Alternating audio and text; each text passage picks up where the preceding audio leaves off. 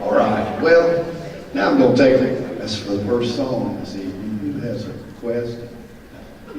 But anyways, in this big room, it's wonderful to have everybody here together tonight. We're going to go ahead and start our training. We've got two individuals here with us this evening. Dr. Sherry Gibney Sherman.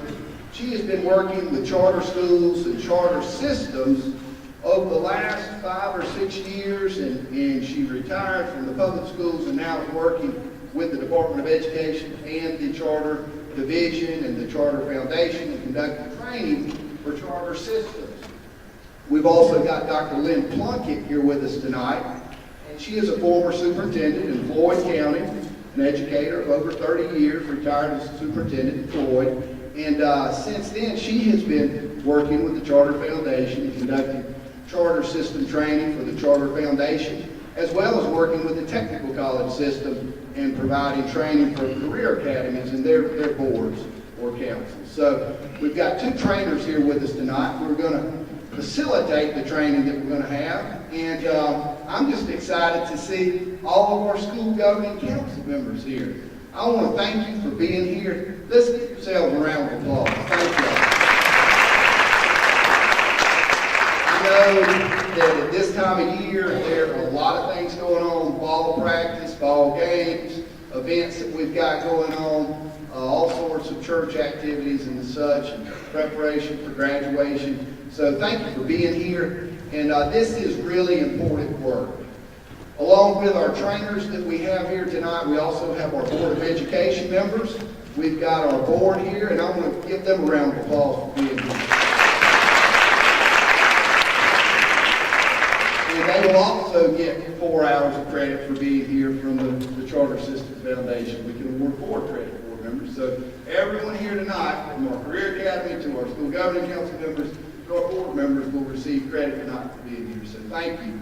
But beyond that, when we went into this work as a charter system, if you remember back in 2012, our Board of Education charged our administrative team and our school level teams to strategically plan as a school system. We realized that we needed a plan.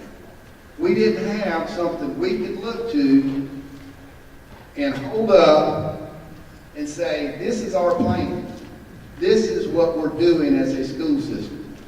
We had several different plans, and we had big, thick notebooks that we used as a school district and as a school, but we didn't have one plan that brought us all together. We felt like was a real strategic plan. So the board in 2012 asked us to strategic plan, and we did that. And we brought together school level teams, system level teams, community members. If y'all remember, we had meetings out in Ambrose, we had meetings in Broxton, Nichols, Douglas. We met with students at the 9th grade academy, we met with students at the middle school, we met with students at Coffee High School, and we asked basically 3 basic questions. What are we doing that you like? What are we doing that we need to stop doing? And what are we not doing that we need to start doing? So we got that input from everybody, and we ended up with a list of probably 150 different concepts of things that people had provided that they wanted to see out of our school system.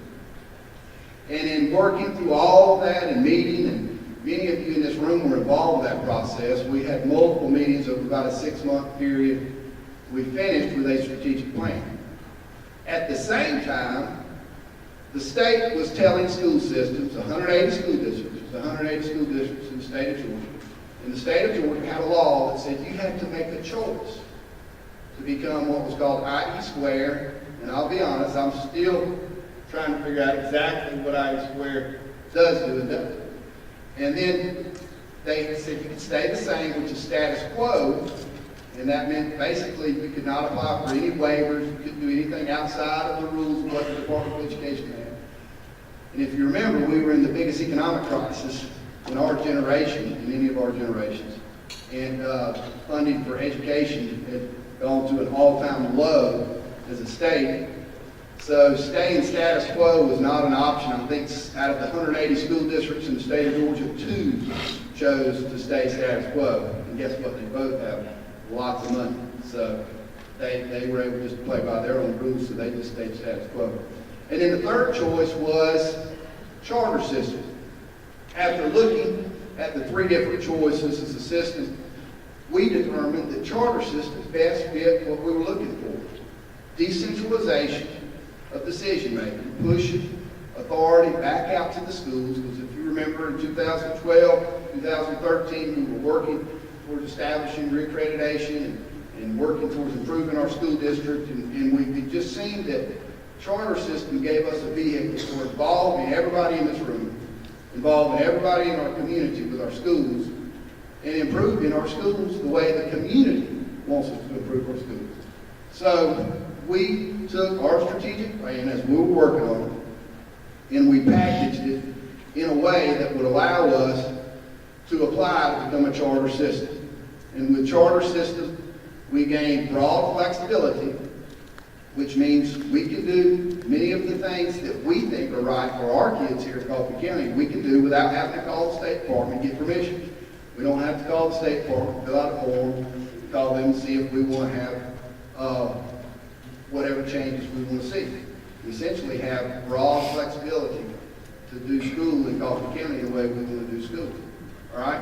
And then the other piece of it, I will say, there was a financial incentive along with that broad flexibility. There's a financial incentive, $82 per student, that we receive in additional funding to be able to do some innovative work in our county. So we saw charter system as the model that was best for us. We were already strategically planning. And third, it would satisfy the law. The law said you had to make a choice by 2015. So we were way ahead of that law. We made our choice in 2013. We were approved as a charter system in 2014. So the year before everybody else was scrambling trying to figure out which model to adopt, we had already adopted the model. And we are in year 2 of finishing year 2 of the charter system. We're in year 3 of the charter system. Time flies. So that's why we're here, to learn more about being a charter system. And the process, I believe, and it appears, that the process is so valuable because it brings us all together. Think about it. We've got the leadership from every school in our county in one room here together tonight. That's powerful. That's powerful. So we've got teacher leadership, we've got parent leadership, we've got business leadership, we've got administration, we've got school board, we've got everybody. I guess we could have a few students in here who just complete the whole circle. But everybody's involved with educating our students at Coffee County are present. So I want to thank you for being here tonight.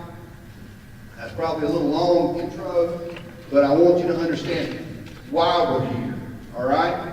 Last year we had training on governance and good meetings. We had a representative from the Georgia School Board Association here. Last year, if you remember, many of you were here last year for that training, and she talked about effective meetings. She talked about how to conduct effective meetings and such as that. And so tonight, we're going to focus on the entire charter system package, what it means, what broad flexibility means, and hopefully have some dialogue between everybody here tonight to answer some questions and just create some good conversation about maybe some next steps. What are some things we can do that we're not doing? How can we make our schools better? So that's what this is all about. Us becoming the best school system we can possibly be. Remember, our mission is destination of equation for college, career, and life. That's what we're all about, graduating our students prepared for college and life. And our vision is an equitable and excellent education for every student. So we want to be the best we can possibly be, period. The best we can possibly be. And the only way we can do that, I promise you, is by working together. So that's why we're here. Work together, create the best school system we can have. At this point, I'm going to turn it over to our facilitators. We will have supper served tonight. We are part of the Charter System Foundation, so supper will be provided. We will have that around 5:30, 4 till 6, something in that area.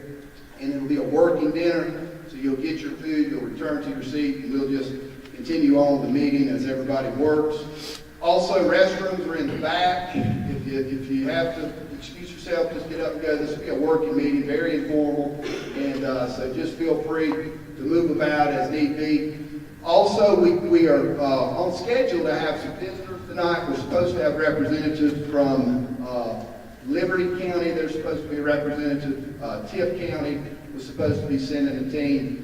And Dublin City was going to send a representative. So we may have some people filter in. When they do, they'll just come in and grab a seat. Guess what? We've got them right here in the middle. So when they come in, they can't hide. They'll be right here, special guests. So y'all make them feel at home. I think that does it. I do want to say one thing last. Thank you to Coffee Middle School, and where's Miss Berry and Coffee Middle School staff. Thank y'all for hosting this meeting and creating this wonderful environment with flowers and such, and the decorations that you put out. I know the schools did with their tables. Thank y'all for doing that. But let's give the middle school a round of applause. All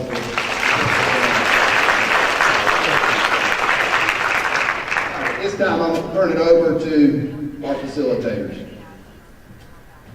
Okay. Good evening. I will let our finance officer. Thank you very much. I'm so proud that we're able to be here All right. at this time. You too. Take care. This is our 6th workshop that we've done over the last couple months. And this is the only one that's been the afternoon, but that was at the request of Coffee County. And so that's right. You all went all out. You sure did. And so we're real proud to be here. And the message that we will deliver to you is the same that we've done in all the other districts.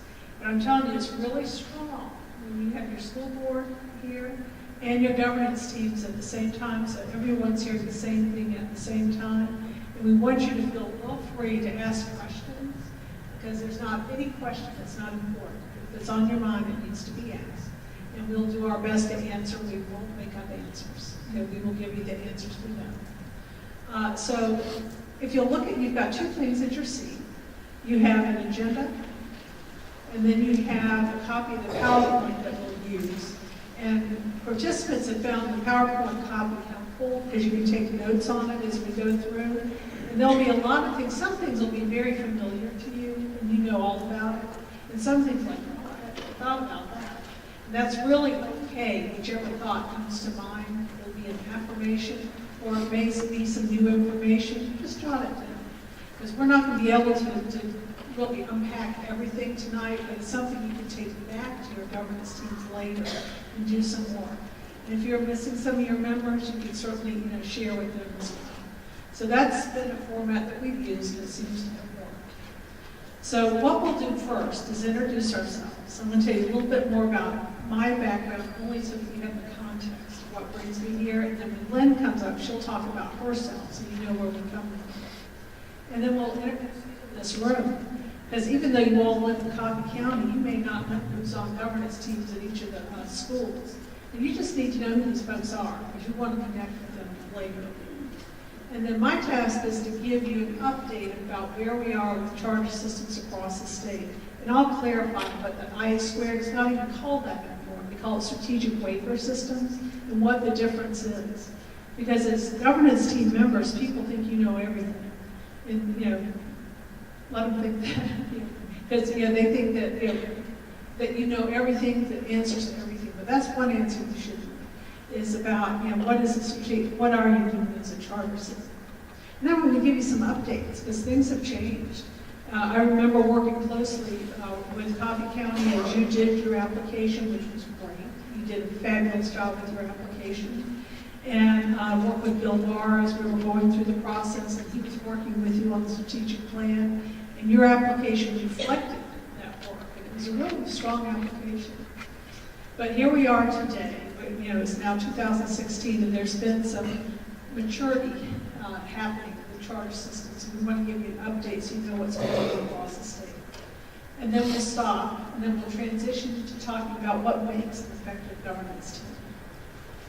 And so Lynn and I will share that part, and there's some parts that, again, you may already do, you already have piece with that, but some things that may be new information. And then once we finish with the mechanics of governance team, we're going to bring you to the function of governance teams and how it really works. Again, even though you all live right here in Coffee County, you may not know the business of all the other governance teams in your county. So you're going to get to hear from some representatives, let them share their perspective, and then again, ask some questions. And we should have guests from Liberty County, and we should have perhaps a guest from Dublin City, and they'll talk from their perspective. I'm telling you, that you learn so much when you hear from other people and how they're making this work. And so that's the plan for this evening. And so again, like your superintendent said, we need this to be casual, and we need you to feel comfortable, ask questions, get up, walk around if that's what you need to do. And the other thing is to make sure you sign in. Most of you signed in, I believe, as you came in, but if you did not, it's real important that we have your contact information for several reasons. The foundation wants to keep up with how many folks are serving. Plus, they'll send you a copy of the PowerPoint that we'll use today in case you need it, and any other information from the foundation that might be helpful. So if you would make sure you sign in. For our board members, it looks like your whole board is here. And so what we'll do is, you're not.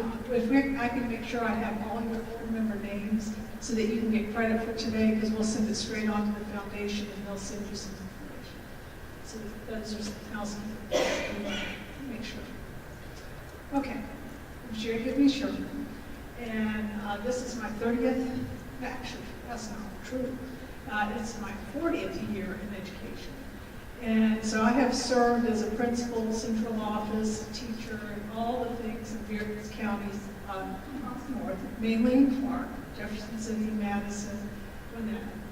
And so I've served in just about every role that people in this room have served. And I continue to serve and work in a school that's been set up where we serve high school students who need another chance. So I'm saying all that is that I'm right there with you. I have to worry about teats and leaks and the curriculum testing and all those different things that are going on. And I was lucky enough to work with the system in Madison County, where wrote in their charter system application, and I got to set it up and get it operational. And so that experience, I bring to you. And for the last 6 years, I've been working with the DOE on charter system applications, including copies. Helping you get to the finish line. That's what I'm doing, get you to the finish line. Just help school districts so that they can be successful. And so that's the background I bring to you today. And Lynn and I have been working together with the foundation on doing a lot of different training, including governance. So for your head, that's where I am. And that's where I go. And Lynn will share her background as well. Now, where's charter system? Charter system application, I've worked with about 5 different versions over the time. And where we are now today is what's important. When you do your charter system application, it's all about your strategic plan. That should be the basis of your application. And what systems are asked to do is to point out the challenges that they have. And they're different. They're all regional. It's wherever you are and what community you're in. There's nothing right or wrong. You could have an academic challenge, you could have a mobility challenge, you could have underrepresented students that aren't achieving. I mean, there's a million different reasons or challenges that folks have. And based on those challenges, then what do you need to do differently? And they call that making the case. And that's what take each of your challenges and talk about, okay, this is a challenge for us, how are we going to address it?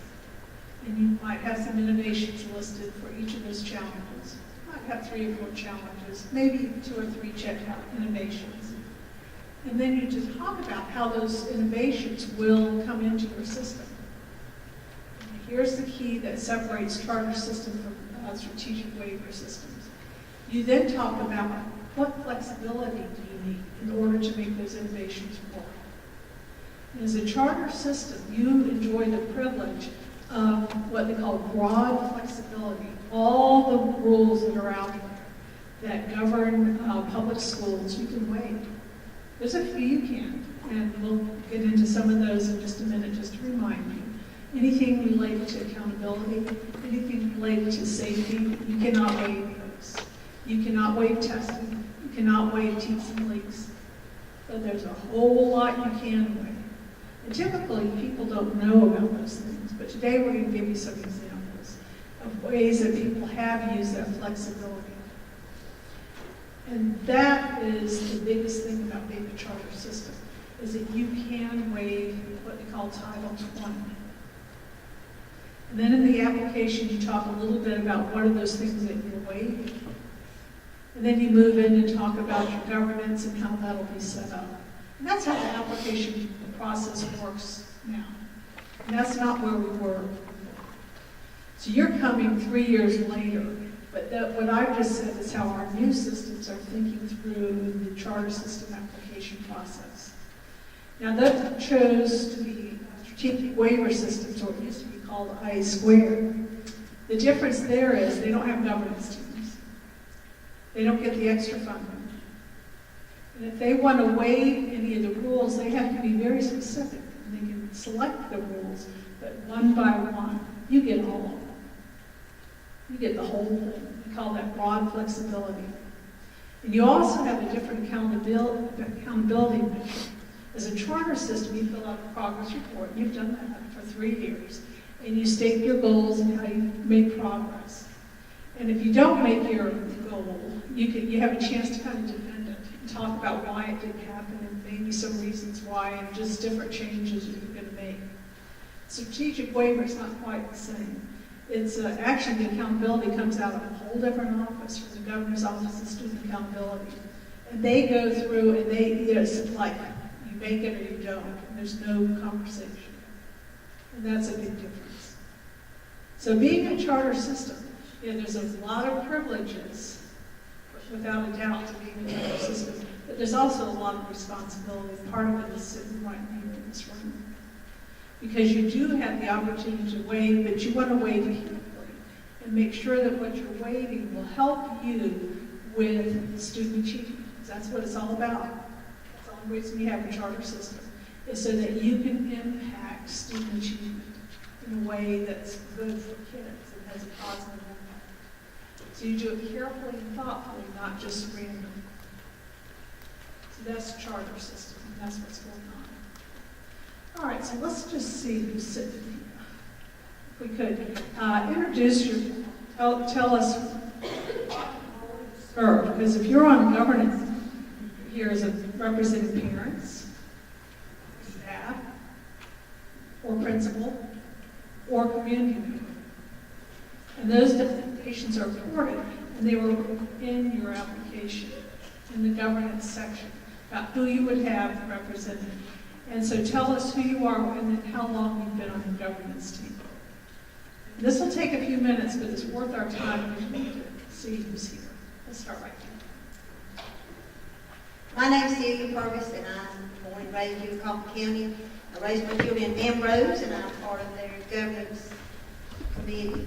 And I've been on this board about, 5 years or however long I've been here.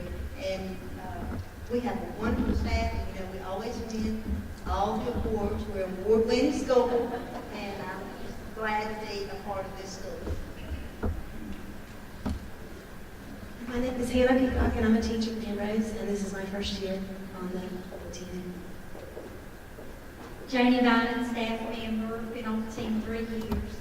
Great group to work with. Mary Vickers, Ambrose, and yes, I served them every year.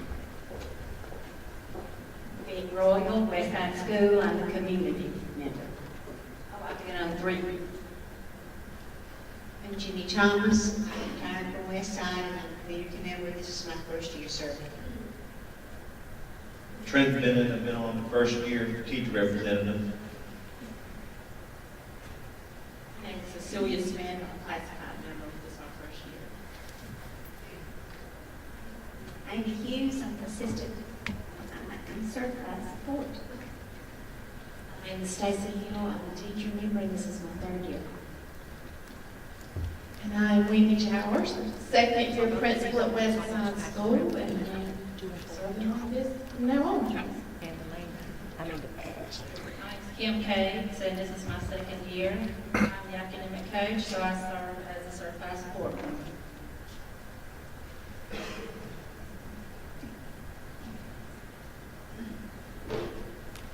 I'm Scott Gillis, the principal at Wiregrass Regional College and Career Academy, and this is our first year, and I've got members of our board of directors here. Georgia Technical College, and I am on the board of directors for the Career Academy, and it's a newly formed board, so we've been on it since inception, which was last year. I'm Denise Burkett, and I'm a parent representative.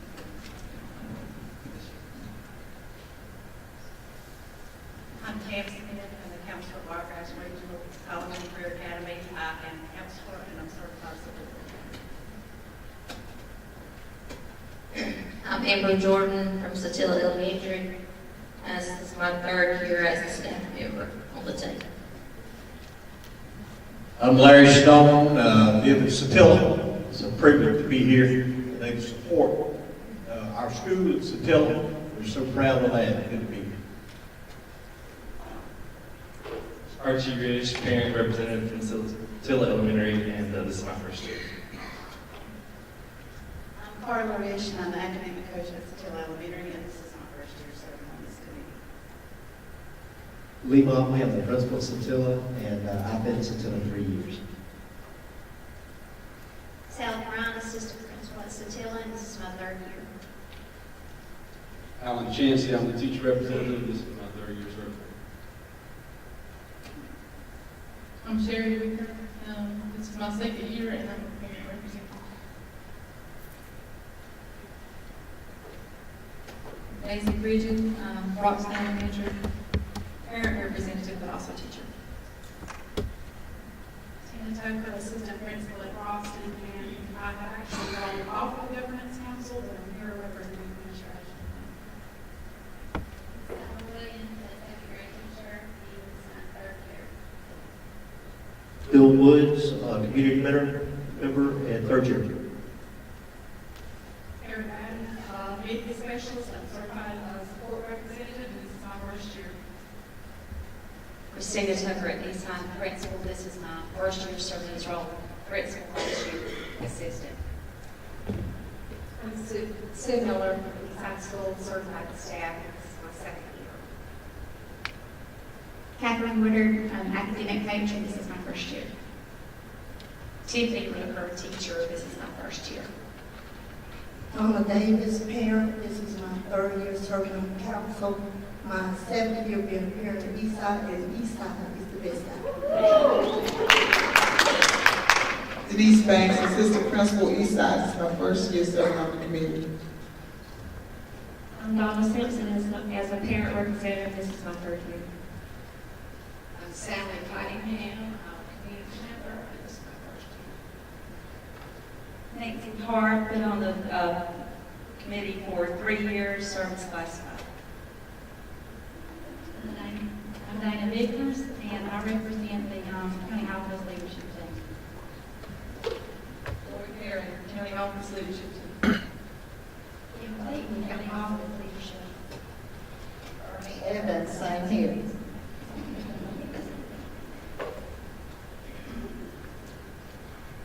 David Knight, third year parent.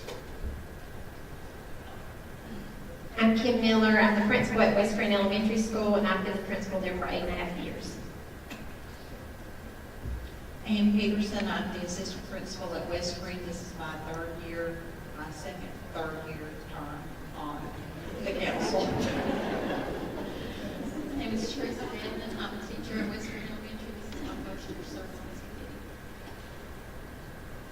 I'm Donna Mercer. I'm a classified representative at West Green Elementary. I'm Josh Dawkins, a community member at West Green. I'm Ben Kirkland, teacher at West Green Elementary. Joel Williams, community member. This is my second. Now, Mel Wright, assistant principal at Eagles Elementary, this is my third year serving. I'm Lori Bradshaw, the principal at Nichols Elementary, and this is my third year. I'm Malcolm Davis, first grade representative. This is my third year.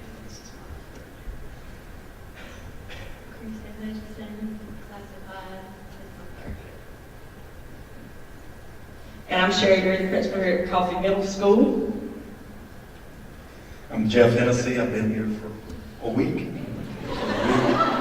And before that, I was actually at Indian Creek since the inception of that school, community leader.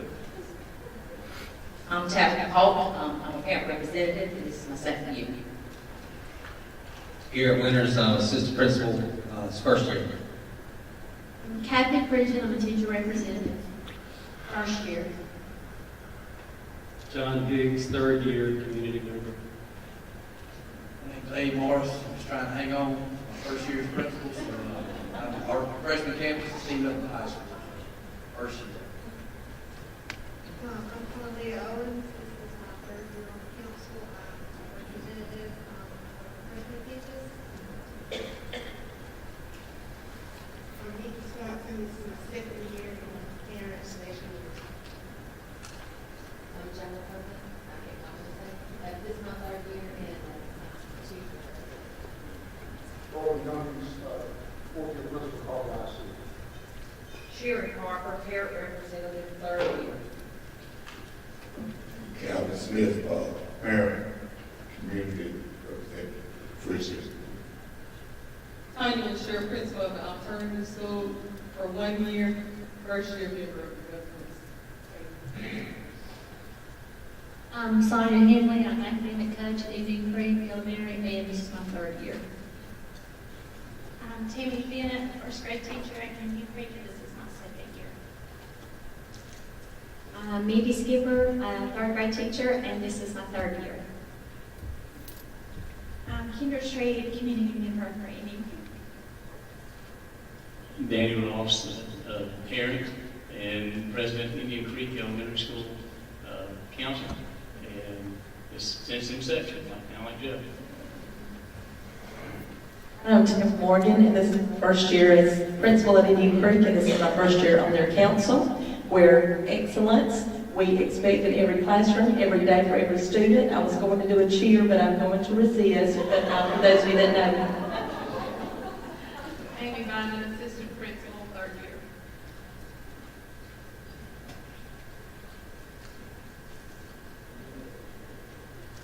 Morris Leeds, superintendent of schools. Been here since inception. Mr. Dowd, school board member, District 2. Judy World, school board member, District 3. Al Lott, board of education, District 5. Ronnie Johnson, District 1 board member. Oh, thank you. All right. Well, listen, this is a fine group in this room. You need to be real proud. And let me tell you something. As you went around and introduced yourselves, that is what the governance teams look like. A mixture of parents, community members, principals, and staff members. And that's what you're finding across the state. And so one of the reasons for doing that introduction is for you to see that that's really what happened. And we now have 36 charter systems in the state that have been approved, and they have a similar makeup, just what you just heard right in this room. And I want to brag on two of your folks that represented Coffee County recently, and that's your superintendent and Mr. Danny Ross. They joined us in Donnery County. That was about a month ago when we did a similar workshop. We had about 60 plus people in the room. And they were able to share your story to that group, and they were all leaning forward, listening closely. And so they represented you all well, so you need to be proud of that. Because that's hard. This is not easy work, because nobody has really done it. And there's not another state in our union that has charter systems. And so you're a part of something very great, as you move forward. But I have to tell you, you're a superintendent and you're a parent representative represented you all well as a point of pride. As a matter of fact, Senator Dan Weber, and we'll talk about him a little bit more. He is the executive director of the Charter System Foundation, who is sponsoring today. He sent a personal note to your superintendent congratulating him on you all being and for his leadership as a superintendent for the charter system. Because it's not easy, it's not linear, it's not something that you always know what the end result will be. But your superintendent has really provided very good leadership for this process. Okay, so now I'm just kind of like setting Right. Do you feel like there's a sense of what's going on in the charter system? We're going to go through the pieces of the puzzle and what's going on now across the state in just a second. I feel like you got it. Okay, Lynn, why don't you introduce yourself before As Dr. Lee said, my name is Lynn Puckett, and I retired as superintendent in Floyd County Schools about 4 years ago, almost 4 years ago now. And Floyd County was one of the early charter systems. We were only the 6th system. And at the time that Floyd County became the charter, we were the largest system. We're a little bit larger than you all. I think we have like 7,800 kids. We had right at 10,000. And I had mine spread out over 21 schools because our community were very small community schools. So I had 21 local school governance teams. And in Floyd County, we also had a college and career academy. And so I had forgotten, until you mentioned Dr. Moore, I had forgotten about this. I kind of have a connection with you and your charter because Dr. Bill Barr called me one day and he said, Lynn, may I come up visit with you? This is when I was still superintendent. And I said, well, Dr. Barr, you're always welcome to come up and visit with me. And he came to talk about charter system, and he told me he was working with Coffee County. And he was telling me what an exciting, wonderful group of folks you all were. And we talked at length about the things that you had envisioned that you could do. And he said, I just want to be sure that I understand how this whole charter system thing works, because he said, you know, they're going to go someplace with this, and you all have, and I congratulate you for that.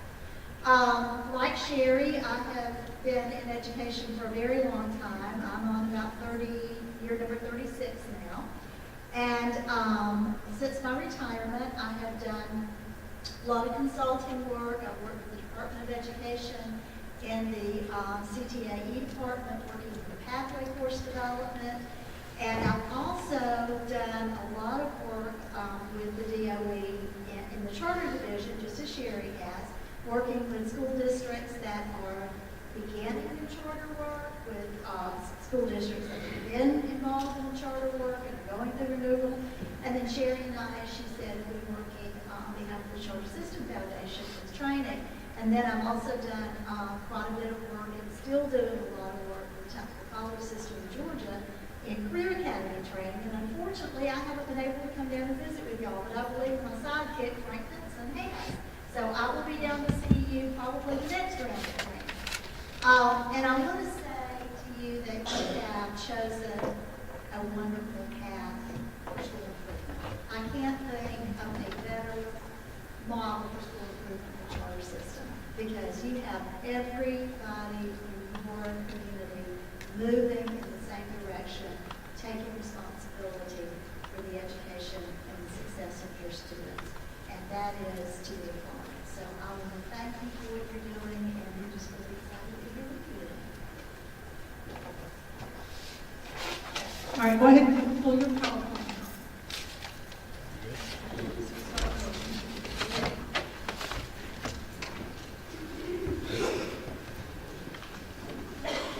Okay, what is a charter system? And this is a good little thing to kind of keep. This is the, what is a charter system? You have a charter with the State Board of Education.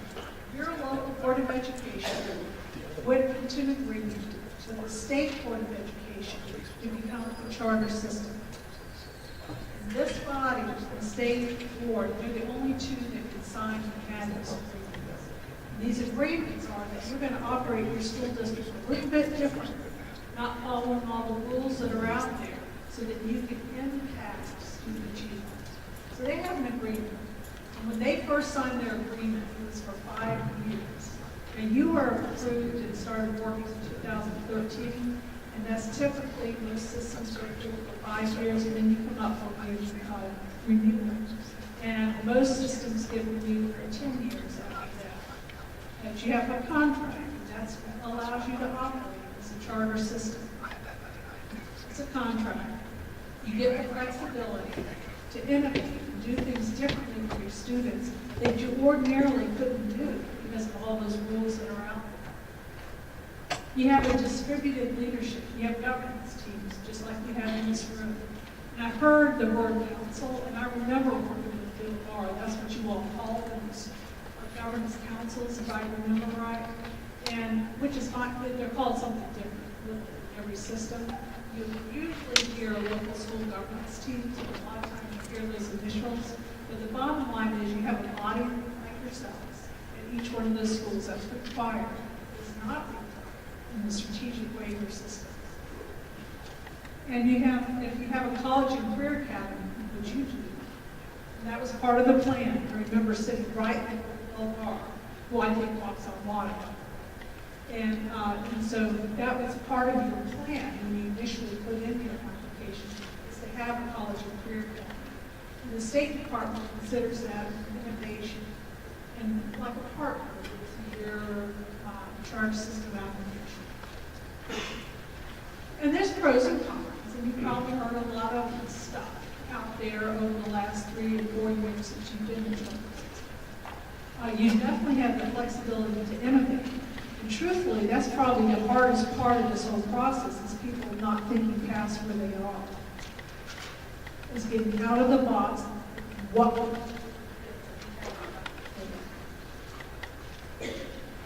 you have potential financial savings from using some of these waivers.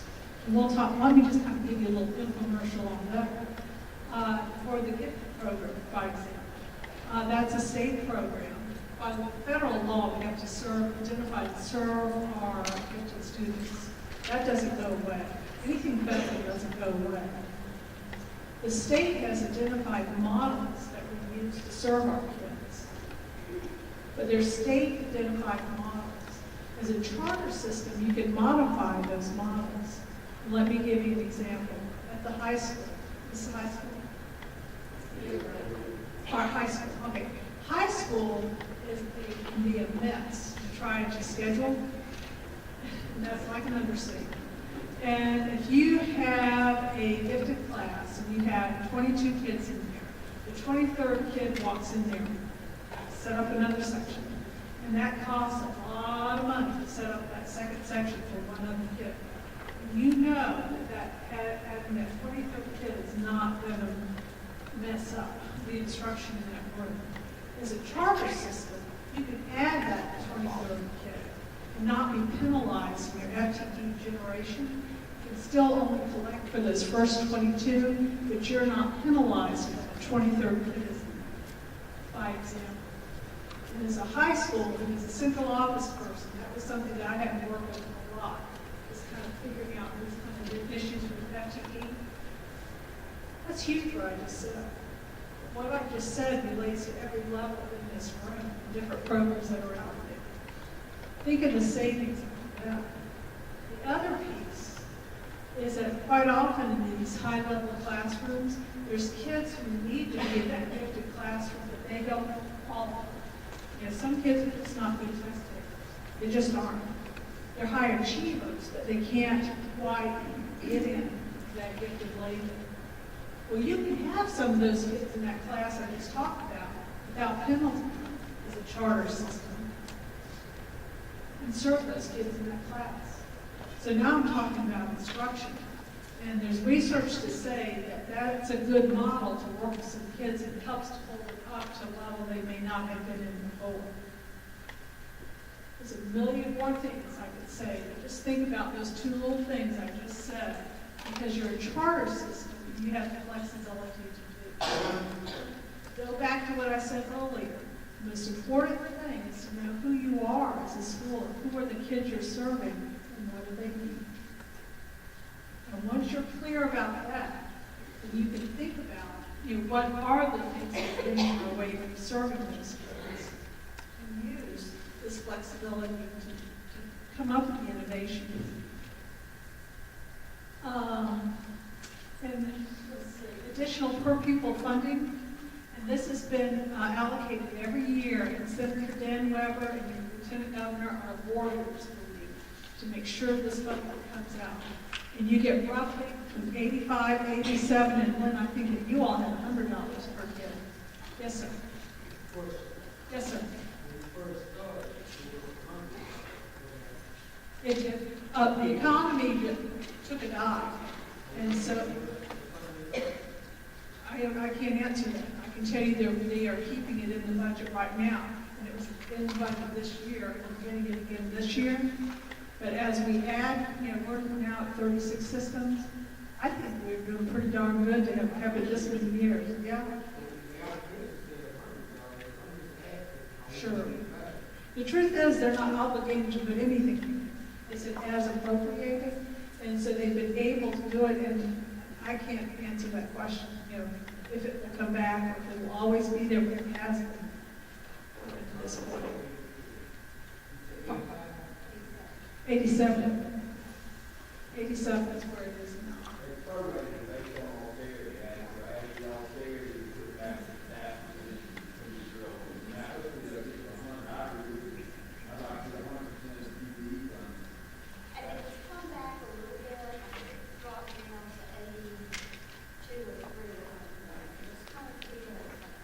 But it's a reflection of the other, if that comes in there. But it's a good question. I'm just real proud of it's there.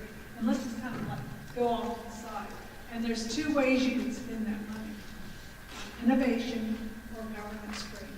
That's how it's set up.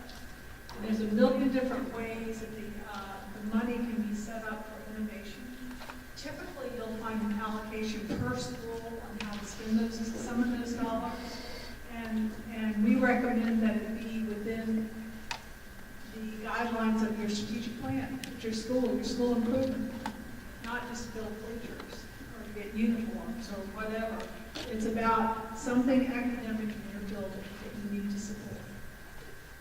Because some school districts, Fulton has a way that they set up some of their funds where the school councils or school governance teams can apply for a portion of that and come down to support innovations that are at their school.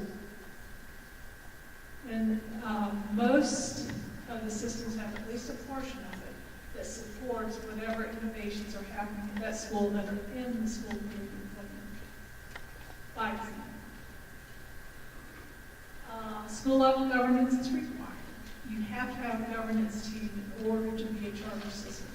You have to have annual training, and that's what you're doing today.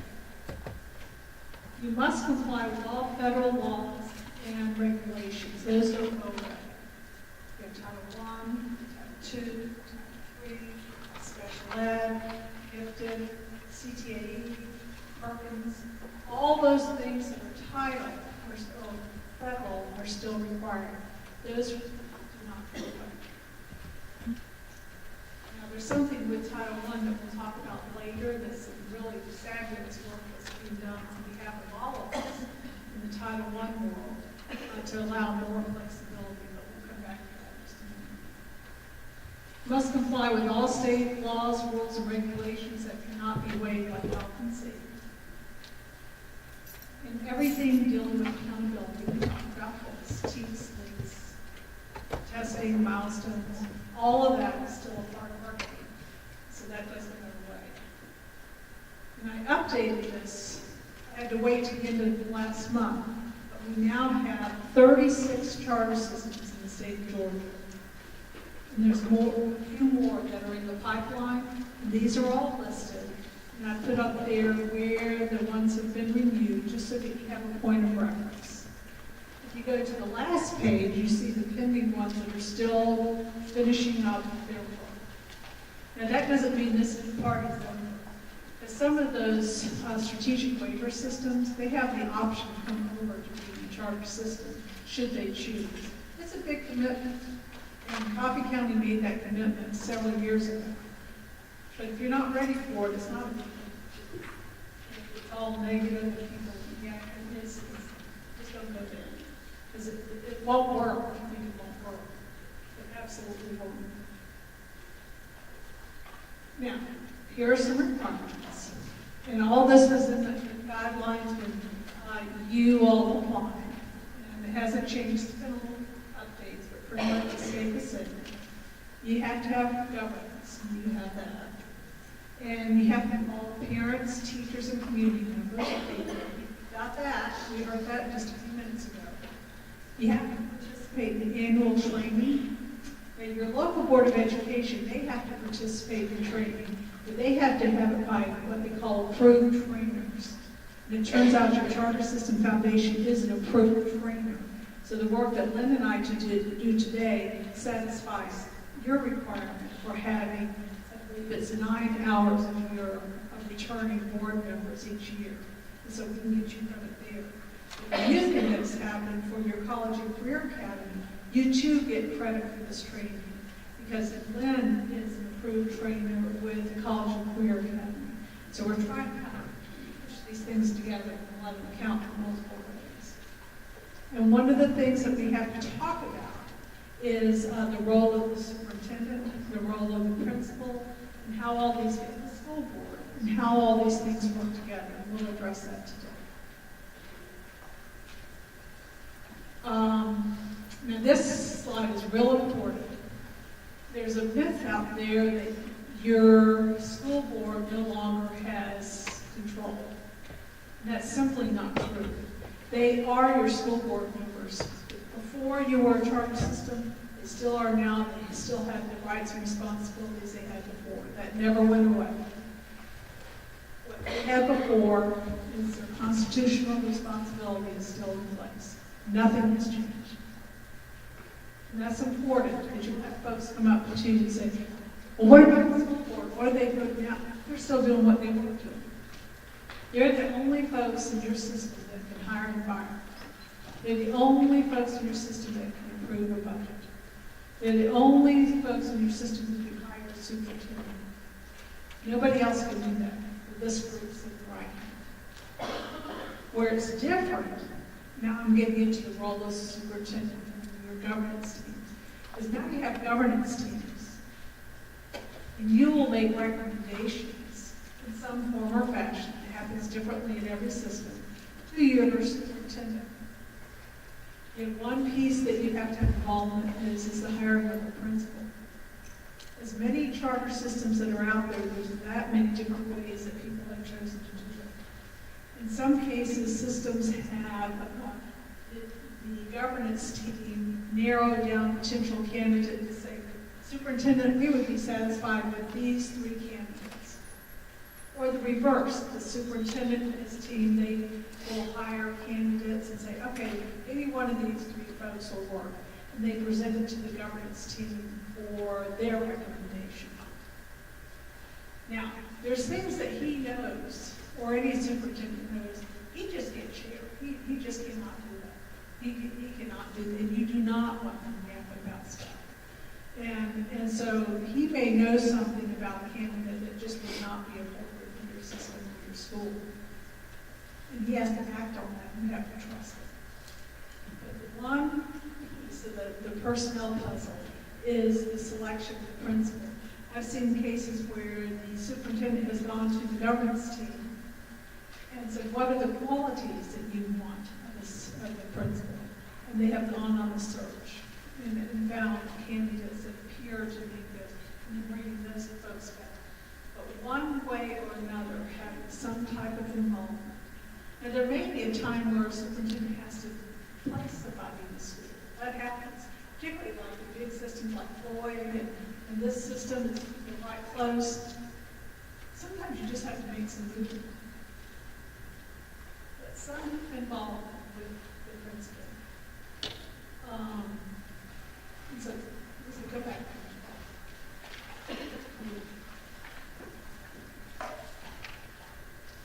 But that's getting input from your governance team.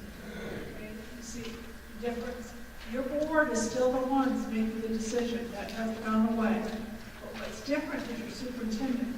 He's getting input from you in some form or fashion. And then he's taking those recommendations, if he can, and if it's appropriate, and doesn't impact another school or the operation of the school district, to the board for them to take action. Be real clear on that, it's real important, because that right there is where people get confused. Let's just pause. that make sense? Did I get that right? Okay. Thank you, sir. What is governance?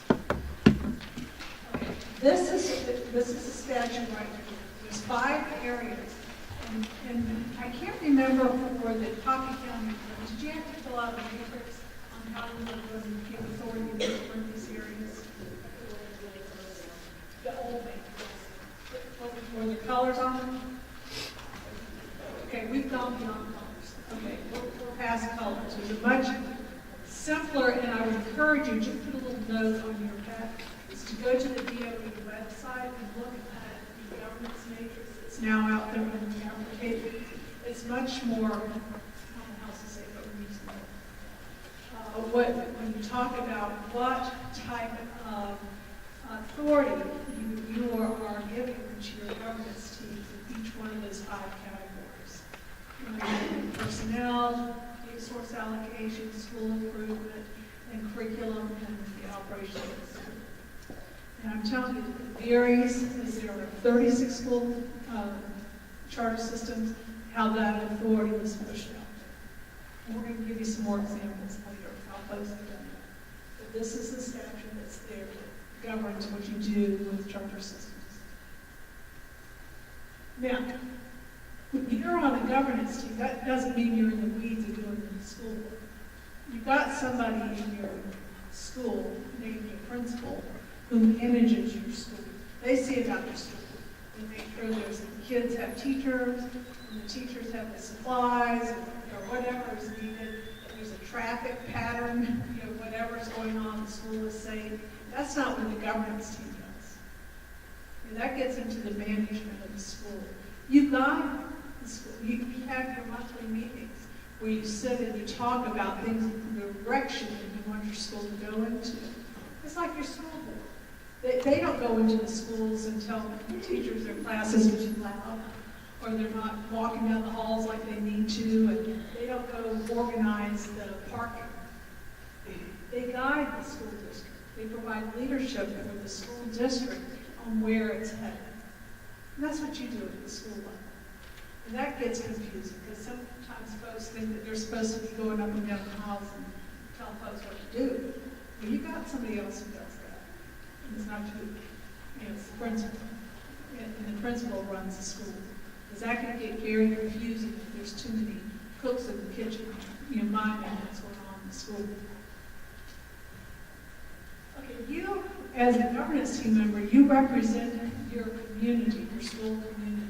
And again, you heard the introductions in here. The parents, the teachers, and I heard that you had some distinction. I've forgotten about that in your application. The certified staff and the classified staff to make sure that the different groups were represented. And that's who you represent on your governance team. It's slightly different in each one of the schools that are out there, but I haven't forgotten about them in your application.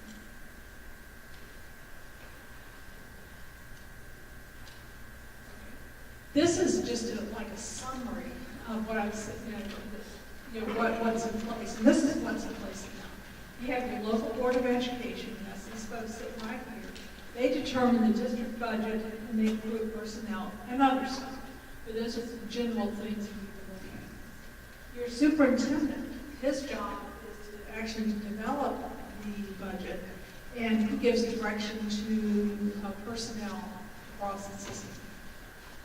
And you have a principal, because we had some folks who thought that we wouldn't be principals anymore, but Lord have mercy. That building would go upside down if you didn't have somebody giving direction back at school. But the principal is still very much there, and they develop usually a school budget of some sort, and they recommend and manage personnel of the school and a million other things. And your school staff, they're still teaching and working with kids. That hasn't gone away. All those pieces are in place. What's different is that you now have this governance team, you're giving some recommendations to your superintendent, who in turn will give those recommendations to the board. And the hope is that they can support your recommendations that you come from. Understand the school. That's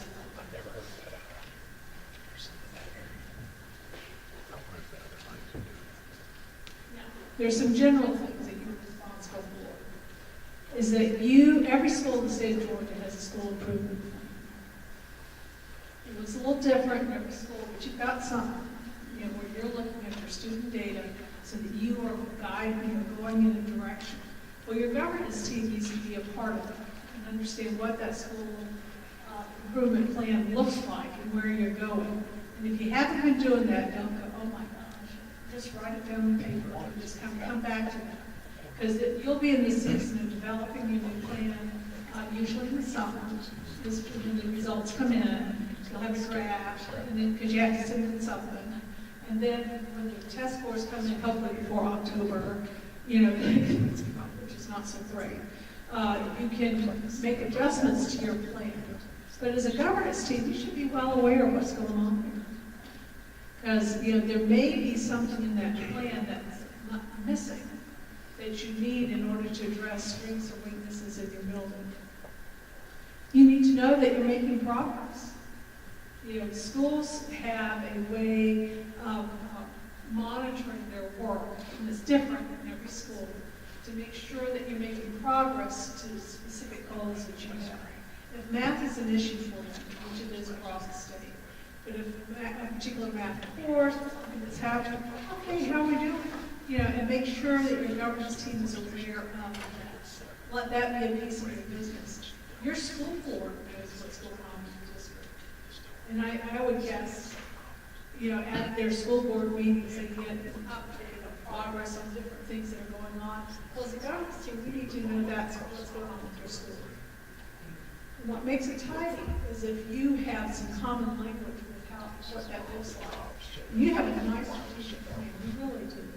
And if you use that as your common understanding the progress you're making, that tends to make life easier for everyone. Okay, as a governance team member, you should participate in looking at instructional programs or operational processes and resources that can address those issues that you see. What's going on with your school? That doesn't mean you're limited to the 5 or 6 people that are on your governance team. My guess is you want to reach out and get some other folks to help with some. If you have, I don't know where you all with your kids are.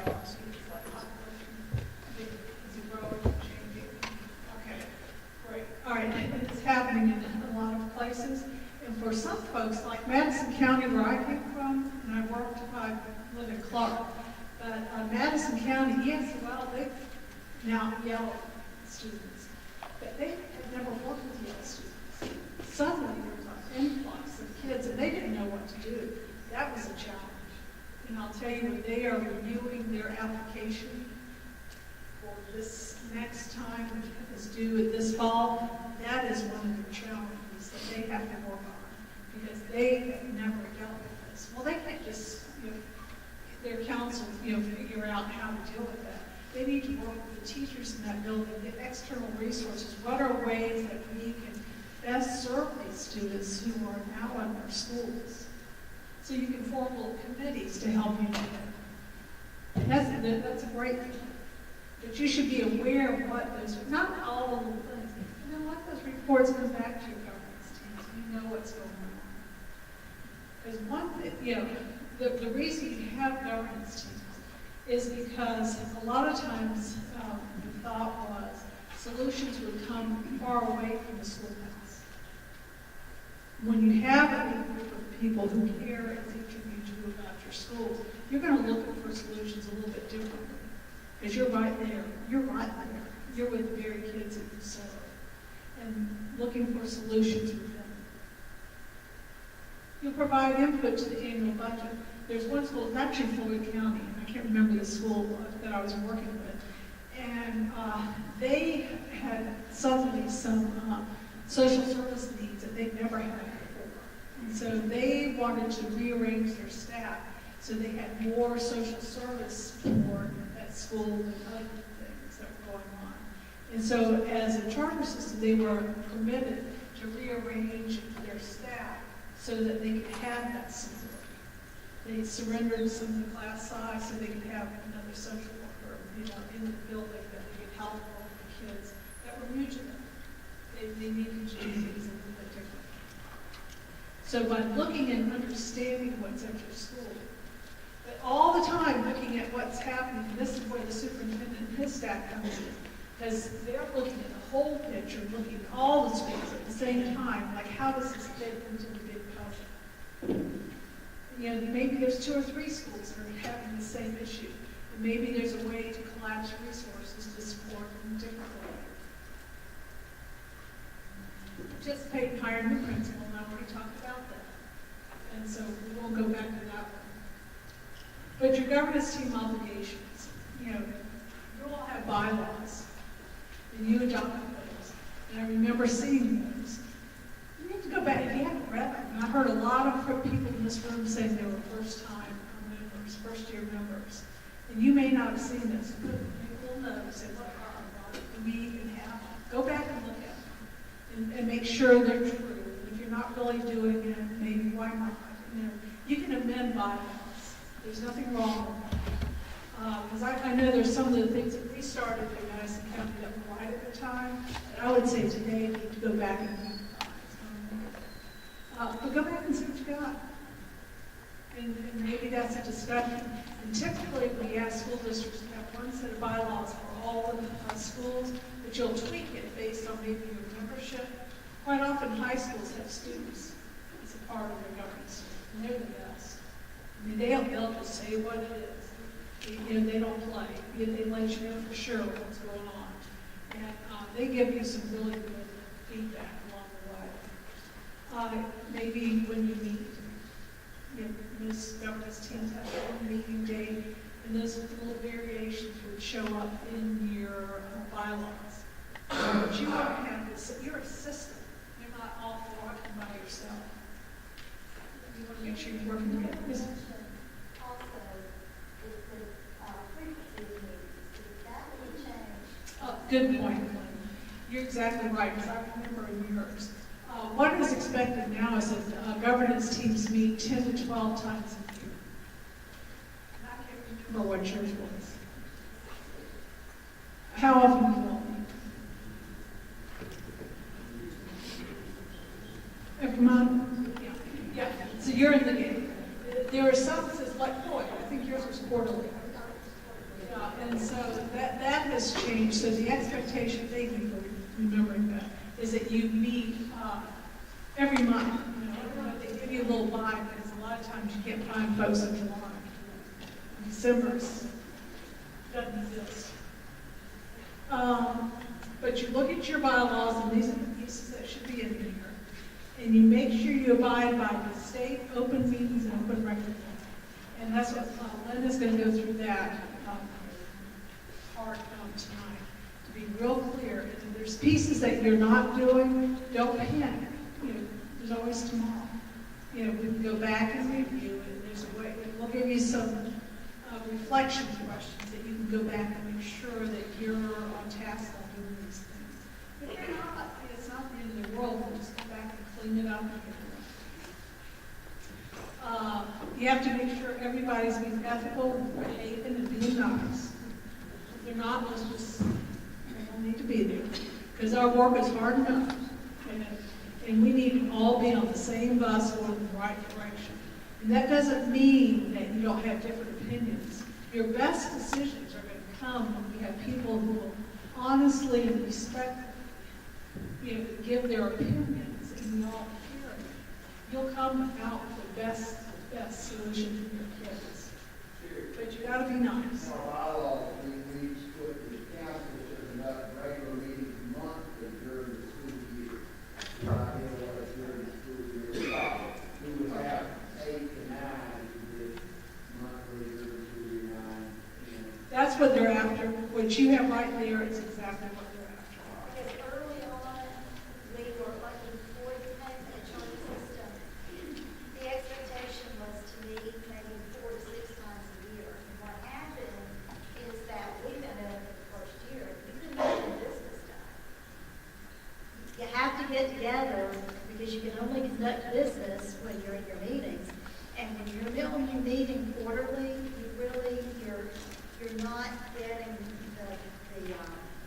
the work that local school governance team should be doing. They just can't do unless they are meeting you're good. But that would be a good takeaway. If you haven't read your bylaws, they will pull down.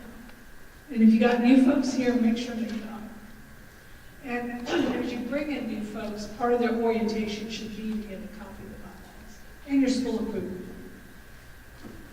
All right, typically these are the officers, but I've heard different names in here. I've heard president and I've heard vice chair, it doesn't really matter. But someone that does these functions. You have your chairperson, and one thing that's different is that now they're asking that principals not be the chairperson. That sure doesn't mean they don't belong on the governance team. You'll certainly go to your principal to help develop the agenda, but somebody else other than the principal being the chairperson. And that chairperson manages the discussion. And I would say go to your board meetings if you haven't been to one lately and watch how they conduct business. Your superintendent is not the chairperson, but he sure works hard on that agenda, I promise you.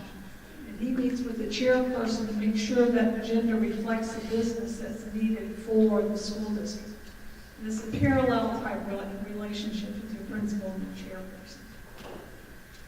But watch how they do business. And I really recommend that, because you all are the models, for how to do business. And for you all to look and see what they do. Just go to a meeting and watch how they interact. Because they have a protocol and they run their meetings so they can get their business done. And that's what yours should look like, too. You have a vice chair.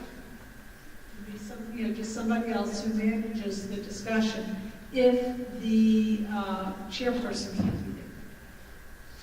Secretary, in some schools they have a secretary or some other staff member come in and literally take notes. It's not a part of the team. So the team doesn't have to worry about that, and then they post it. I can't remember if you all have eBoard. You have eBoard? Okay. And what we recommend is if you have eBoard, put your minutes up there too. And then that way you're as transparent. Your goal is to be as transparent as possible so nobody knows anything new going on. And put your minutes up there just like your school board does. And then that way your public is used to that. And when you do the same thing, that makes it more reliable, more transparent. When all that business is put right up there just like your school board. Put your meeting dates up there, your agenda. What did you do that? Did you do that with your eBoard? No, eBoard. I'm telling you, it makes life, it's so simple. eBoard is a very simple tool. It's not clumsy at all. And you can get your stuff right and keep current. And when you're taking minutes, you're not writing a dissertation. You can have your minutes written and done when you get up from that table. You bring your agenda in and the action that takes place, you just go ahead and add that in there. And somebody could be sitting there with a laptop, have that up and done before you can walk out that room. That way, the more that you parallel their work, the easier it's going to be for your community to understand what you're doing.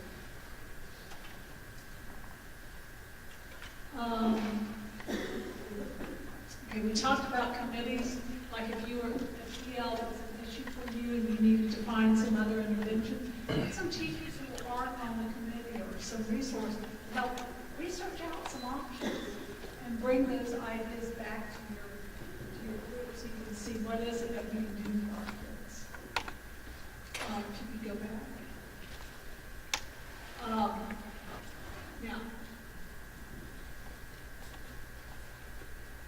the governance team has to work as a unit. You're not an individual region. There's no way that any one of you can represent. You are a team. It's like your school board right here. They're one voice.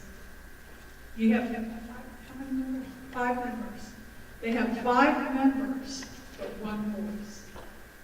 And there'll be things that'll happen that they may not all agree on, but when they leave that table, they agree on it. And they've got to support it. And you're the same way. They talk about doing this or that, and I didn't like it. I'm not, that's not being nice. And that's not being supportive of your school. You're all for one and one for all. We have a discussion. And there's ways that Lynn will go through how you have those discussions. that things stay orderly. But at the end of the day, you stand behind it. That'll move up there.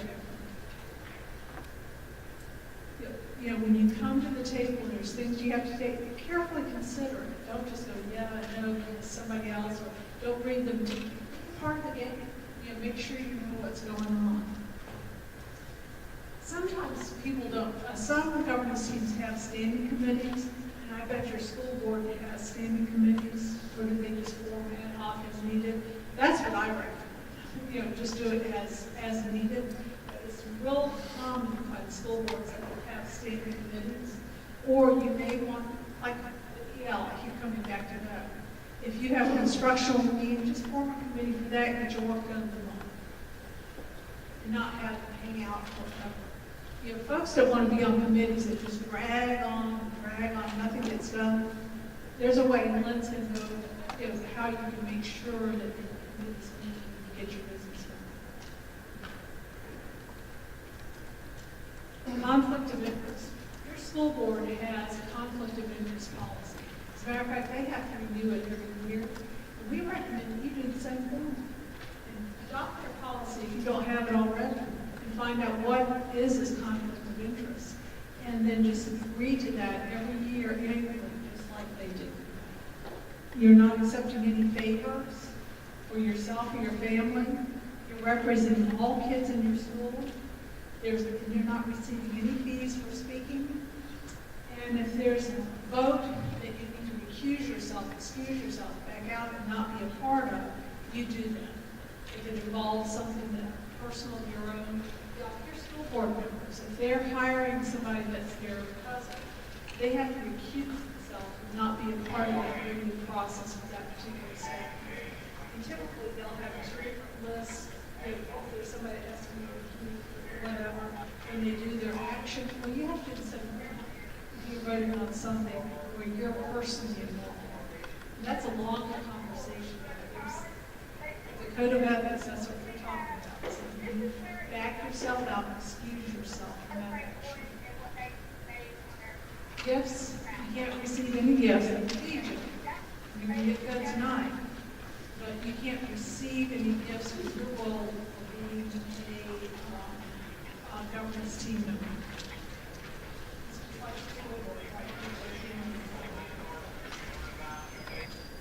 Code of ethics, be nice. You know, just be nice and be respectful of the people on your governance team. Now, I'm telling you, the public will come up and expect all sorts of things out of you. By public, I mean your staff, or it could be your parent community, or your business community at large. And that doesn't mean you have to always have an answer. As a matter of fact, they may come up with some business about a teacher or a kid or thank you very much, but we need to go to the principal. And just follow the chain of command. And don't get into that. And if you hear stuff that's like, I can't believe that, don't go there. You know, don't share that information.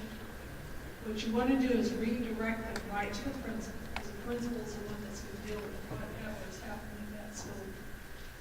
As a matter of fact, I've heard somebody say they have business cards, you know, as governance team members, but on the back it has like the chain of command. If there's a concern about staff or teacher or whatever, where to go is to the principal, not to you. And if it comes to you, sometimes people can't help themselves. They start yapping. It's like a fire hydrant. All this stuff comes out of their mouth. You know, just stop and say, you need to go to, you know, principal and share that. And you will have already heard it, but you don't repeat it. These folks get it all the time. I bet you can't go to the grocery store here. I used to go to the grocery store out of town, you know, just to make sure that I could avoid some conversations. They get this everywhere they go. And my guess is you get that too. It hasn't happened yet. So just don't go there. You know, that's where we get in trouble. Work collaboratively. You want to hear other folks' opinions. That's what I'm telling you. The best things will happen when you hear what other people have to offer. Because you'll come out with a great solution. But at the end of the day, it's one voice. It's that little term where you become one that makes it hard for some folks. Now, if you serve on the governance team, you are a mandatory child abuse reporter. You have to report. Now, that would be something else to write down on your list. What is it? How do we do it? Typically, it's your principal. It's the one that you go to if you suspect child abuse. You let your principal know. Your principal has 24 hours. You know, there's an action. Your principal knows what to do. If you're not 100% sure, write that down. Let that be what you do. So you can come back and be clear about what is a protocol in your school. Confidentiality. You really should never have a reason to know the business about individual students at your meetings. Ever. I mean, that shouldn't just be, you shouldn't be talking about that. Or staff members, with the exception of the principal, if you're in the process of hiring.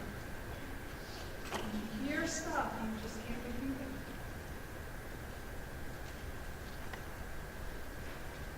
You know, this could be potential. If you're talking about social service, you know, we need to have a social worker. Oh, my cousin Joe would be great. Don't go there. You don't be talking about cousin Joe. You're talking about the role of a social worker for your school. You don't bring personnel matters into your group. What you're looking at, stay in your lane. I heard that phrase from somebody else, and I've used it a million times because it makes sense. Stay in your lane.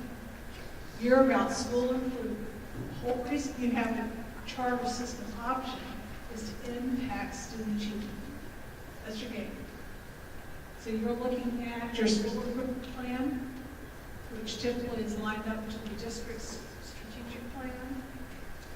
You want to make sure all your resources are lined up where you're headed. You're looking at all your students, not individual students. You want to make sure things that you recommend are long term, not just a quick fix. And you don't get into evaluating personnel. They terminate based on the recommendation of the superintendent. You don't. That's about your board. That's the only body that can do that. And you don't give direction to the staff members. That's what your principal does. And that's different. Than some places. Now, if you're new, which you're not, because you've been in place for 3 years, you establish your bylaws. For you, I would say, go back and review them. And what do we got? And if there's things, and this is not going to happen overnight, but you may want to just go back and see if they still match your work, and if there's anything that needs to be considered. Make sure you have a plan for training. It sounds like you do. You know, that every year that you revisit these things. Like I said, some of this is like, we're already there, we're doing it, some of it, we need to go back and make sure your office is elected, which sounds like you have. Form committees if you need it. And your school improvement plan. There's a process, I'm sure, about the county can develop their school improvement plans. Jump in the game and find out what that is. And then look at adjustments that might need to be made. If you have a new population of EL students that you need to address, let's make sure that your resources are lined up with. And we'll just pause. I'm going to ask you at your tables to look at these questions. What does governance look like? What does management look like? And how do you define public trust? Those 3 questions. Just take a few minutes and just talk about that. And you might see the motion there. And then once you've done that, we'll report out and then you'll get your feedback. So those 3 questions.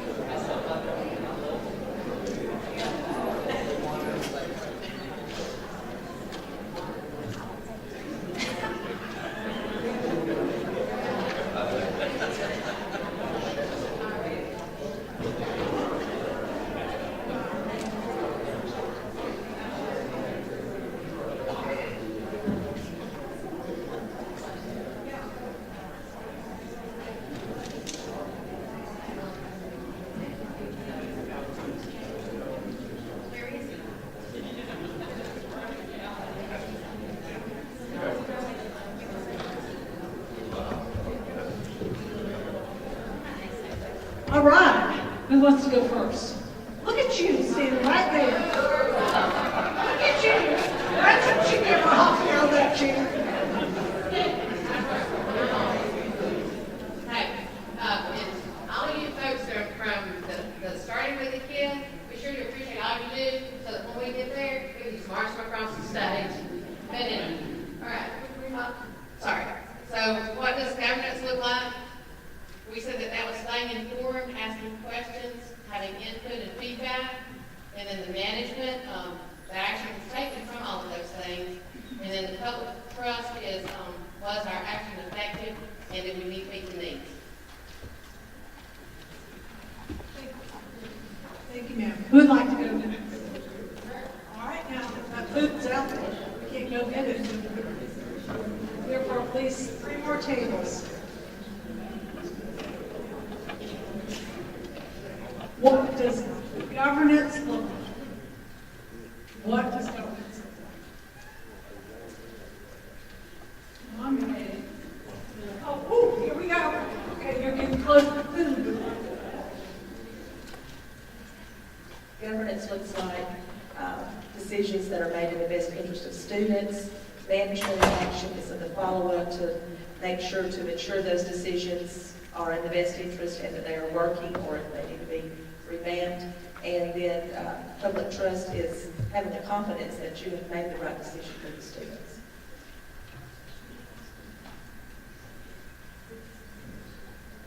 All right, 2. I saw.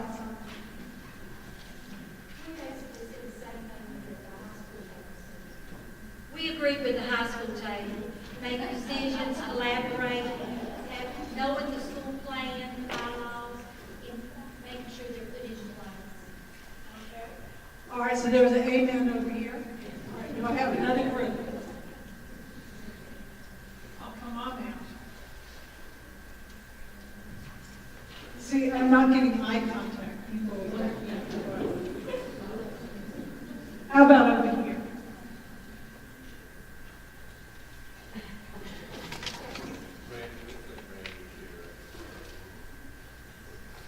I think we agree with the first 2 questions. The only thing that I would say differently on the public trust is just making sure that you consider the stakeholders and all of the stakeholders when making the most holistic decision. Thank you. And that's what, one of the reasons why you have different types of board members represented. You have parents, you have teachers, and in your case, you have certified staff, and as well as fund, and the community. You have a variety of folks. How about over here? We did talk about the governance piece being decision making, but also from beginning to end the process. All right, so governance is guiding and management is doing. The public trust, how do you define it? It's when you are representing all the kids in your building, they know it. People know it if you're just looking at the cheerleader outfits. If you're just looking at a certain type of kids or certain group of kids, you've got to be concerned with all your kids. And that's what your board is charged with. And that's tough. You've got a lot of folks out there. All right. How about some food blessings? Please back in with us. Father, we thank you for many blessings. Keep us from harm. Teach us to be true to each other, ourselves indeed. Lord, thank you for this gathering tonight here at Coffee Middle School. And we thank you for everyone that's here and representing the various parts of our school system, Lord. We're just so thankful to have this opportunity. Bless this food for the nourishment of our body. In Jesus' name I pray. Amen.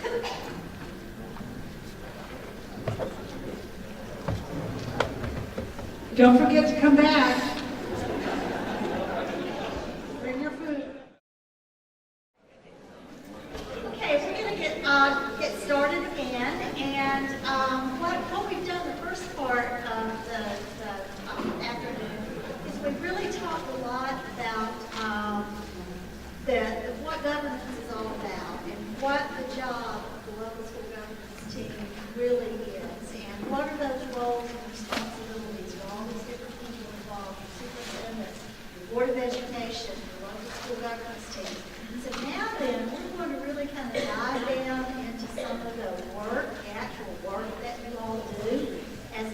teams, and that is in conducting your meetings and getting into some of those things that, you get into this role of a governance team member, and you understand all the big picture, but when you get in those meetings and you have to start actually doing the work and doing the business of it, and sometimes that gets more difficult than you realize. And I have said to your attorney, I don't know where he went, I have told him if I say anything that is incorrect, jump in here and correct me immediately. And I don't want you guys to have anything that might be not exactly according to what our law says. Okay, let's start. We're going to be talking a lot about Robert's Rules of Order. And as we're doing so, I'm going to tell you about this person named Henry M. Robert. And while I'm talking about this, I'd like you to look at this quote. It says, "Where there is no law, but every man does what is right in his own eyes, there is the least of liberty." Okay, let me tell you who Henry M. Robert is. Do you know who he is? Okay, he is the Robert of Robert's Rules of Order.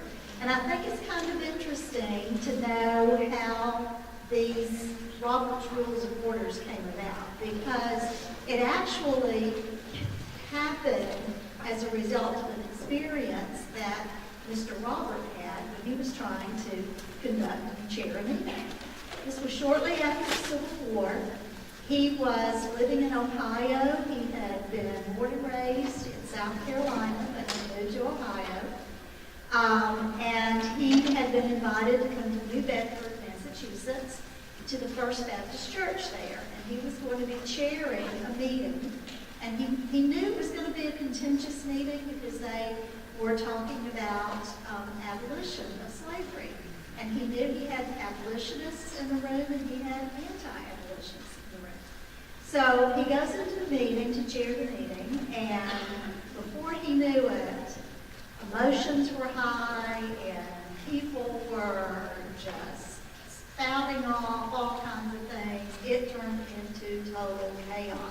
People were rolling around on the floor, they were wrestling and fighting each other, they had to call the police in, it was just horrendous. So Mr. Roberts said, "I won't ever walk into another meeting, either as a participant, or certainly not as a chair, until I know more about how to keep order and how to conduct a meeting and how to get business done." And so from that experience that he had, a couple of years later, you can imagine, this is way before you could Google anything, a couple of years later, he had done this massive amount of research. And he had put together a collection of procedures. And he had gathered these from all over the place. Some of them from what he knew of the church work, some of them from what he knew of state government work, some of them from the U.S. House of Representatives. And so basically he had this whole collection of procedures, and that became Robert's Rules of Order. Now, when I was in college, I was an English major, and one of the courses I had to take was parliamentary procedure. That was the longest semester I think I've ever spent in my whole entire life, because Robert's Rules of Order goes on and on and on and on and on. But we're not going to do that today. We are not doing that. What we're going to do today is talk about those pieces of Robert's Rules of Order that are going to help you get your work done. And as Sherry has said, this is such good work.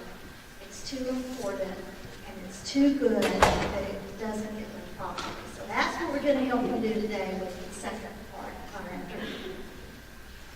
All right, one of the things that local school governance teams, well, really any group of people, one of the hardest things that they sometimes find is this whole idea of emotions.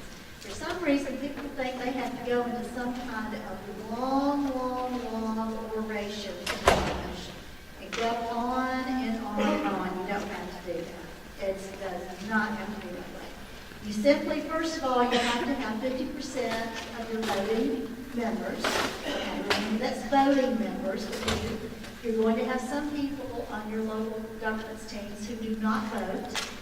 So you're going to have 50% of your voting members. All you do is the person who's going to make the motion says, I move that, state the motion. The motion must have a second before it can be voted on, and the person who made the motion cannot second his or her own motion. Okay? Now, sometimes people think they can, and you can't, because if nobody seconds your motion, that means they're not in favor of what you wanted to do. So you have to have a second that is done by somebody else on that board. Sometimes you have to amend motions. Sometimes you have a situation where, you have made the motion, and you'll see this in your school board meetings, I'm sure, that you have a motion that's made, and then the chairman calls for discussion, and then through that discussion, maybe some different thoughts arise, or some different ideas come out. Maybe you realize that the situation may be a little differently than you thought. And so that original motion that was made might not be appropriate once you've had this discussion. So sometimes what you have to do is amend a motion, and when you do that, all you have to do is somebody, not the person who made it originally, but somebody else, can amend that motion. They can just actually restate it and change it so that it becomes more appropriate. Amendments must also have seconds, and then you vote. Okay? All right. When you're voting, again, when you have 50% of your members there, that's your quorum. If you have a general, if you're, there are a lot of ways that people vote. I don't know exactly how you all do it. Some people do a combination of ways. Sometimes they'll say all in favor aye, all opposed no. Sometimes they'll do a roll call vote. Sometimes they'll do a show of hands. Let me tell you why it's important to understand all three of these. Okay? If you feel like there's going to be general consensus, it's fine to do all in favor aye, all opposed no. But if you feel that there is going to be a situation where you are going to have some dissension, okay, you really need to do a vote with a show of hands or do a roll call vote. And that way, it is very evident to your public how each member has voted. And I'm going to talk a lot about that public trust piece, because your public elected you, just like they elected the board. Your teachers selected the folks who were going to be serving as the teacher representatives. Your parents selected the people who were going to be serving as the parent representatives. Your community, you had some kind of selection process to get those community members. So, that your public out there, all of Coffee County, has a dog in this fight. I mean, they got a horse in this race, because you are representing them. And that public trust piece is huge. And so when they're looking to see how these different members voted, they need to know that. They're not being nosy. They're not being, trying to stir up trouble someplace. But they have a right to know how each of their folks voted, just like they have a right to know how their school board members voted. So as you are looking at different kinds of motions that are being made, that chair really needs to have a good handle on what the best way is to call for that vote.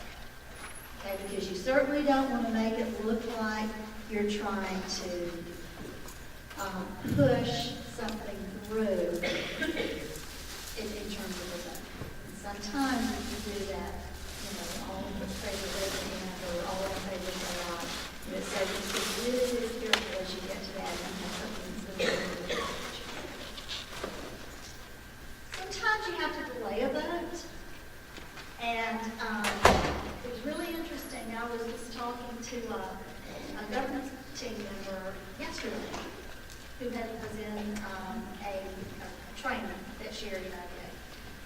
And they're having a situation that they thought they had all their facts together, and they thought they were all on the same page, and now then they find out they're not.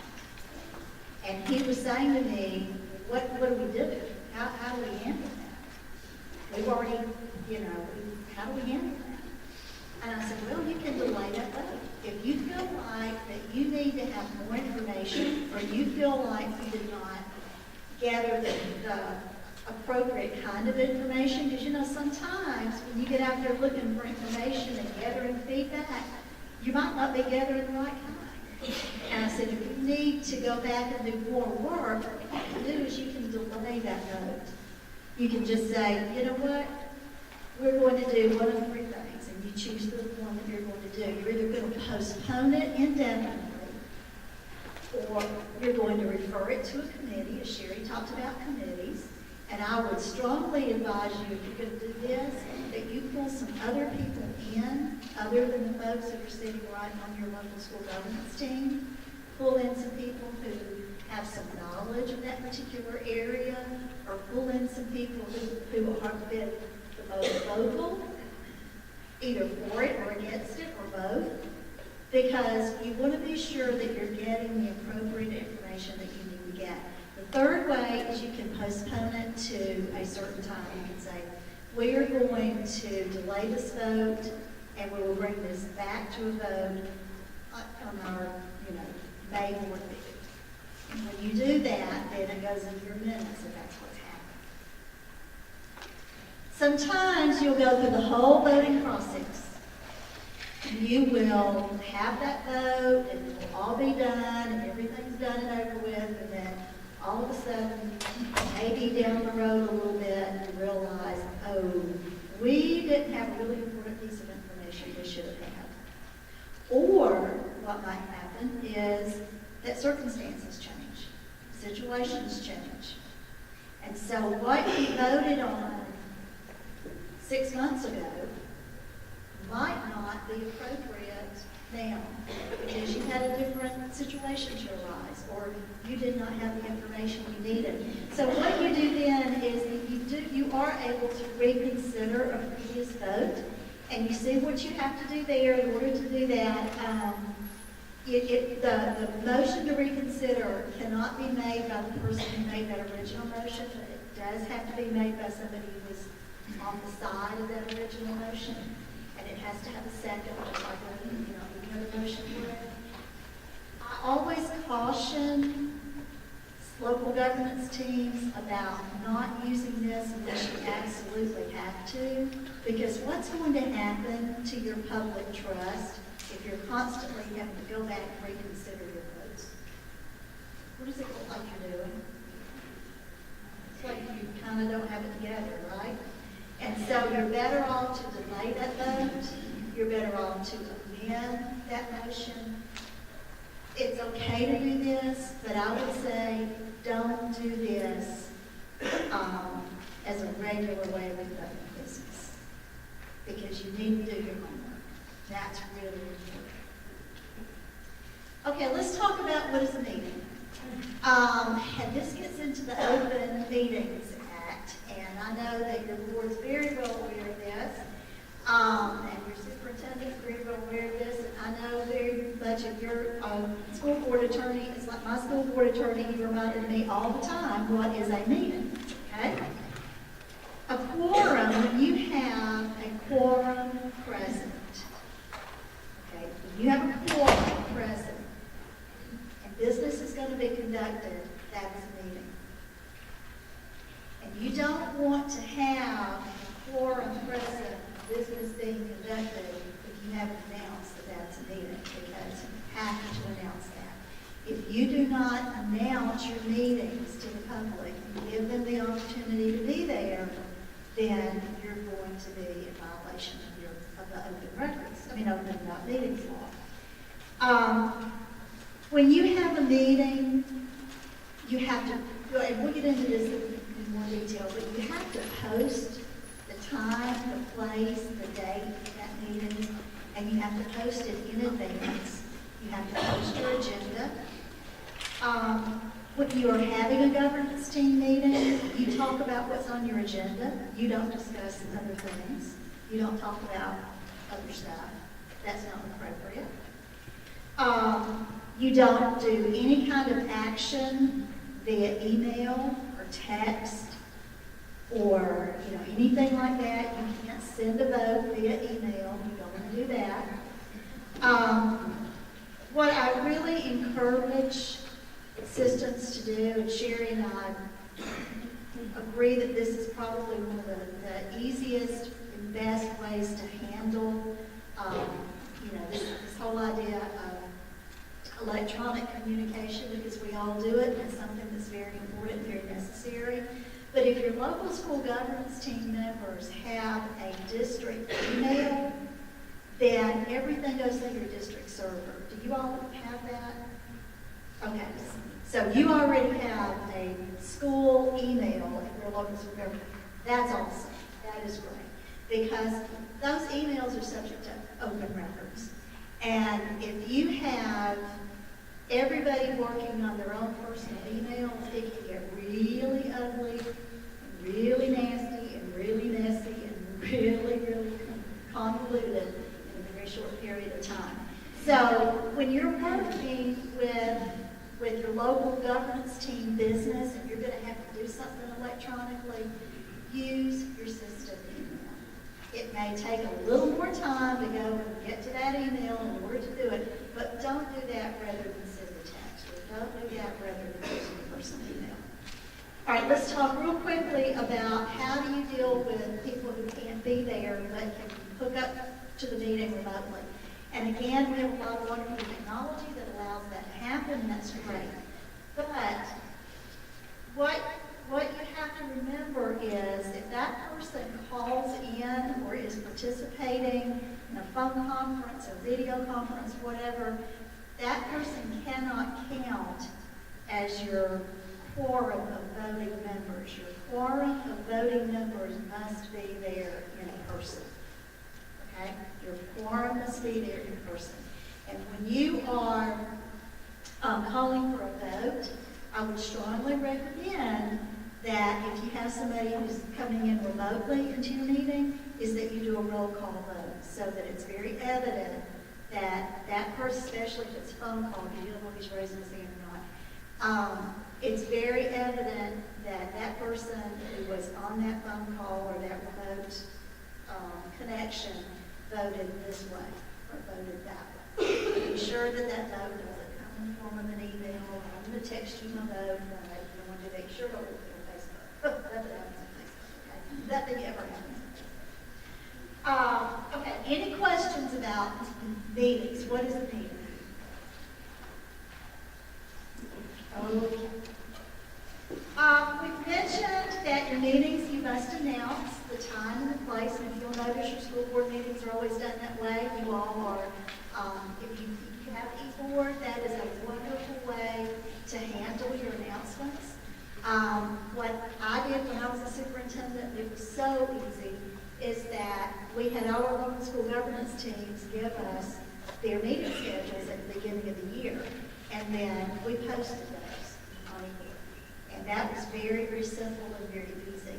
Now, when you postpone a meeting, or you cancel a meeting, or you have a called meeting, you also have to post those as well. You have to make that public announcement. Okay, so be sure you remember that.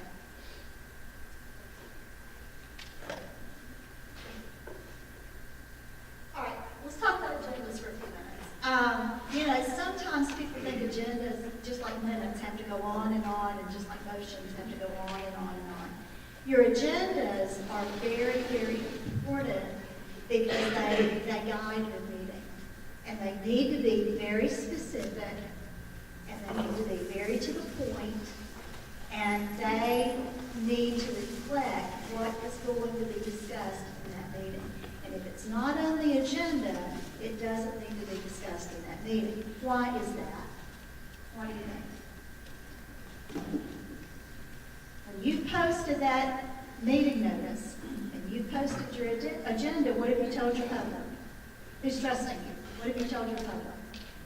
This is what we're going to talk about.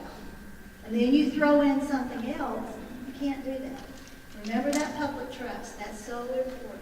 So if you begin to veer over into other areas that you don't need to be veering over into, then that's the job of the chairman to say, you know what, we don't need to discuss that right now. If that is something that you would like to add to our agenda for next month, we can certainly do that, but we don't, we are not going to be discussing that at this time. Unless it comes in under one of those old business or new business. And we do have some folks that, some districts that always add in an old business and a new business. Personally, I think you have to be kind of careful with that because that sort of opens up the floodgates for a lot of different things to get added to your agenda. And sometimes those are things that don't need to be discussed in a local governance team meeting. Remember, Sherry talked to you about your scope. That's really important to remember that. On your minutes, they don't have to be novel. They're not supposed to be a dissertation. You do not need to say, Miss So-and-so raised her hand, and then Mr. So-and-so told her to sit down, and then Mr. So-and-so stood up. You don't have to say that. Nobody really wants to know. Well, some people do want to know about that. But the people who want to know about that are going to read all kinds of stuff into it. So all you want to do with your minutes, what I suggest is you take your agenda, and then you just sort of fill in who made what motions, what action was taken, who did the second. You do have to put in your minutes the names of your governance team members who were present.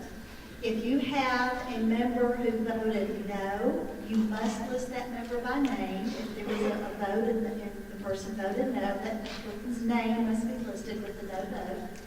The results of the votes, obviously, a description, very brief description of the motions made.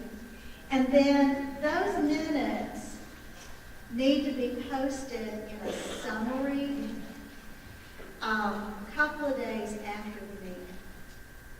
They need to go to your local school governance teams in time. Those members, the final copy of the minutes, need to go to your local school governance team members in time for them to have the opportunity to really read through them because they're going to be approved at the next meeting, right? So you need to be sure that you're not sending, and I've been on boards that it really just makes me crazy when they do this. It's like the day of the board meeting, you get the minutes. And then you're trying to go through and read all this and trying to figure it all out. And, you don't want to do that. You want to be sure that you have given your members time to look those over, ask questions, because remember those minutes are your official record of what happened. And those minutes are also subject to Open Records Act. All those minutes must be kept for public review. And again, if you post it on eBoard, simple and easy way to do it.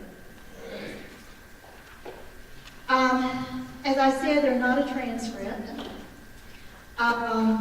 Public observers, your public must be allowed to come to your meetings. But they are not allowed they do not have the right to speak as part of the meeting except for when there is the section for public comment. And up in my neck of the woods, up in North Georgia, we just had a situation go to the federal courts because the school system up there denied the right for public comment. And it has now gone to the courts, and the courts have said that you must have, it's not appropriate, that you must have your public give you the right to comment. So I think that's going to be interesting to see how that one shakes out, because that just came out this week. But in local school governance team business, you do, and I suggest that you have a method of hearing from your public. But that method needs to be very controlled. And I would suggest that you use whatever your school system, your district uses, and your board uses in terms of hearing public comment. You want to be sure you know what that person's going to be talking about and that it's appropriate, because not everything they want to talk about is appropriate. And you want to be sure that you limit the amount of time that they're talking. Otherwise, your whole entire goes out in a hurry. So we want to be sure then when you are considering public comment, that you do have the public given that opportunity to comment, but that you have structured that so that it's a very controlled and appropriate manner, so that you don't end up having a real problem in the meeting. So, and again, I would say, that the more you can structure your meetings to mirror what your local board does, better off you are, because that's what your public's accustomed to. And your minutes do not. When you have public comment, you do not record in your minutes what people said in public comment, or any materials they get out, or any of that kind of stuff. Okay, when you're looking at an effective meeting, and people don't want to come to a meeting and spend 90 minutes or an hour and get nothing done, and feel like every time they show up, nothing ever happens. Because when that is the case, people tend to stop coming. They don't want to be there, or they tend to not want to be a part of your local government team. So in setting up your meetings, and especially the chair needs to be working very closely with that principal, extremely closely. And you want to be sure that you have a very clear purpose to those meetings. You want to be sure those agenda items are appropriate agenda items, and that you're not just putting a whole bunch of stuff on a piece of paper to fill it up. You do not have to have a whole sheet of paper filled up in order to have a meeting. On the flip side of it, you don't want to put so much on your agenda that you can't possibly do justice to that in the amount of time that you have allotted. And we strongly recommend that you not go beyond about an hour and a half. Shorter than that, if at all possible. Because folks who are on your local governance teams have other jobs they're doing. They're parents, they're teachers, they're community members. They are doing other things, and this is a voluntary job they're doing with you. This is a community service, really. So be sure that you are making those meetings meaningful. If you have participants that are not engaged as the chair, pull them into the conversation, because you don't want people leaving with the idea that their opinions didn't mean anything or their thoughts didn't matter. And be sure that you have a visible space that is conducive to your meeting. And that may sound kind of like a no-brainer, but if you have your meetings in this teeny tiny little place and there's absolutely no room for the public to go, what is that message to your public? That you don't want them there. And that is not the case. That's not the picture you want to present. All right, ineffective meetings, we've all been in those, and we all know how much we hate those. It's where you get nothing done. It's where you have everybody chasing every rabbit that, comes up, that you have only reports, you have no discussion, and people really feel that they have wasted their time. And those are ineffective meetings. You do not want that to happen. The work you do is too important for that. And I think this is something that we cannot say enough, that effective meetings don't just happen. They happen because of your team. Okay, real quickly, I'm just doing a little check before we move on to the very last part and before we go into our panel discussion. How many of you have learned something you didn't know when you came in here? Please tell me somebody did. What have you learned? Somebody tell me what you learned that you didn't know. I didn't realize the person that made a motion didn't come in a motion. Okay, there's one. What else? Emails, okay, go ahead. You have a second contract for our system, 2 years. There you go. Some of them can be 10 years. Very good. What else? What about some questions or concerns? Did you have some questions, especially first-year members? Do you have some questions or concerns coming in that you feel like have been clarified?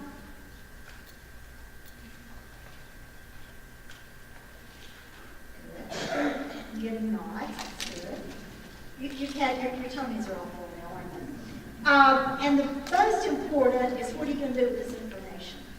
And I really encourage y'all to talk about this at your tables and to talk about this as you leave and think about what are you going to do with this information.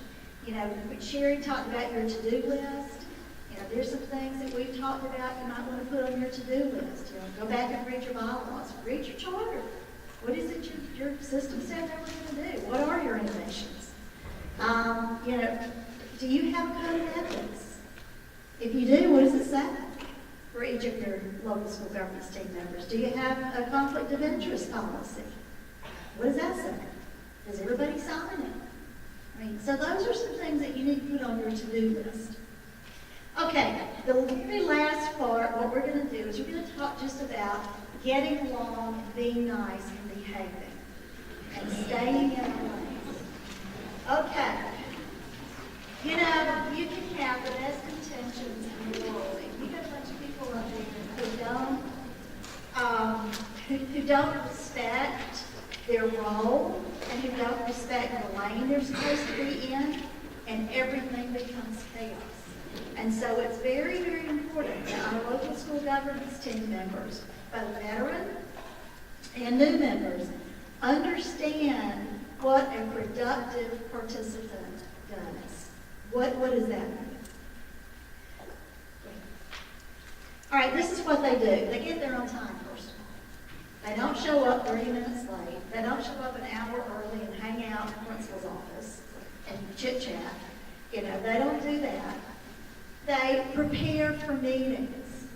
If your chair sends you stuff to read, why do you think your chair sent you that stuff to read? Because you're supposed to read it. And the reason you need to read it is so that you can make informed decisions. And it's important to do that. So come prepared for the meetings. Contribute to the discussion. It's just as bad to sit back and not be a contributor as it is to be the one who's willing to talk all the time. And you don't need that either.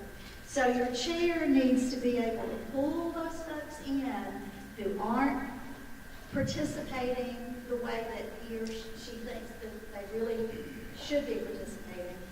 But it's also very important to sort of, in a very nice way, keep the conversation and keep the discussion from being one-sided and one person dominating that. And a lot of times those folks don't even realize they're doing that. Effectively communicating is so important. Staying focused, staying on task, respecting all viewpoints, because if a person comes up in a discussion and makes a point and suddenly gets shot down, how many more times do you think they're going to come out, put their ideas out of the line? Probably not too many. And so you do not want to have your local governance team members feel that, again, it's a very one-sided kind of discussion. And that's important for your chair to pull those folks in. If you have a few governance team members who are not contributing, although they appear to be attentive, what can you do? What are some of the things you can do? We just talked about this. You encourage them to talk. Ask them, Sherry, I haven't heard from you. What is your opinion of this? What do you think about this? Or I've heard from our teachers, but I haven't heard from our parents. Tell me what you all think. As a parent, how does it sound to you? And if you have a discussion that's totally getting away from the purpose of the meeting, what does your chair do? Stop it. Stop it right then and there. The chair stops it.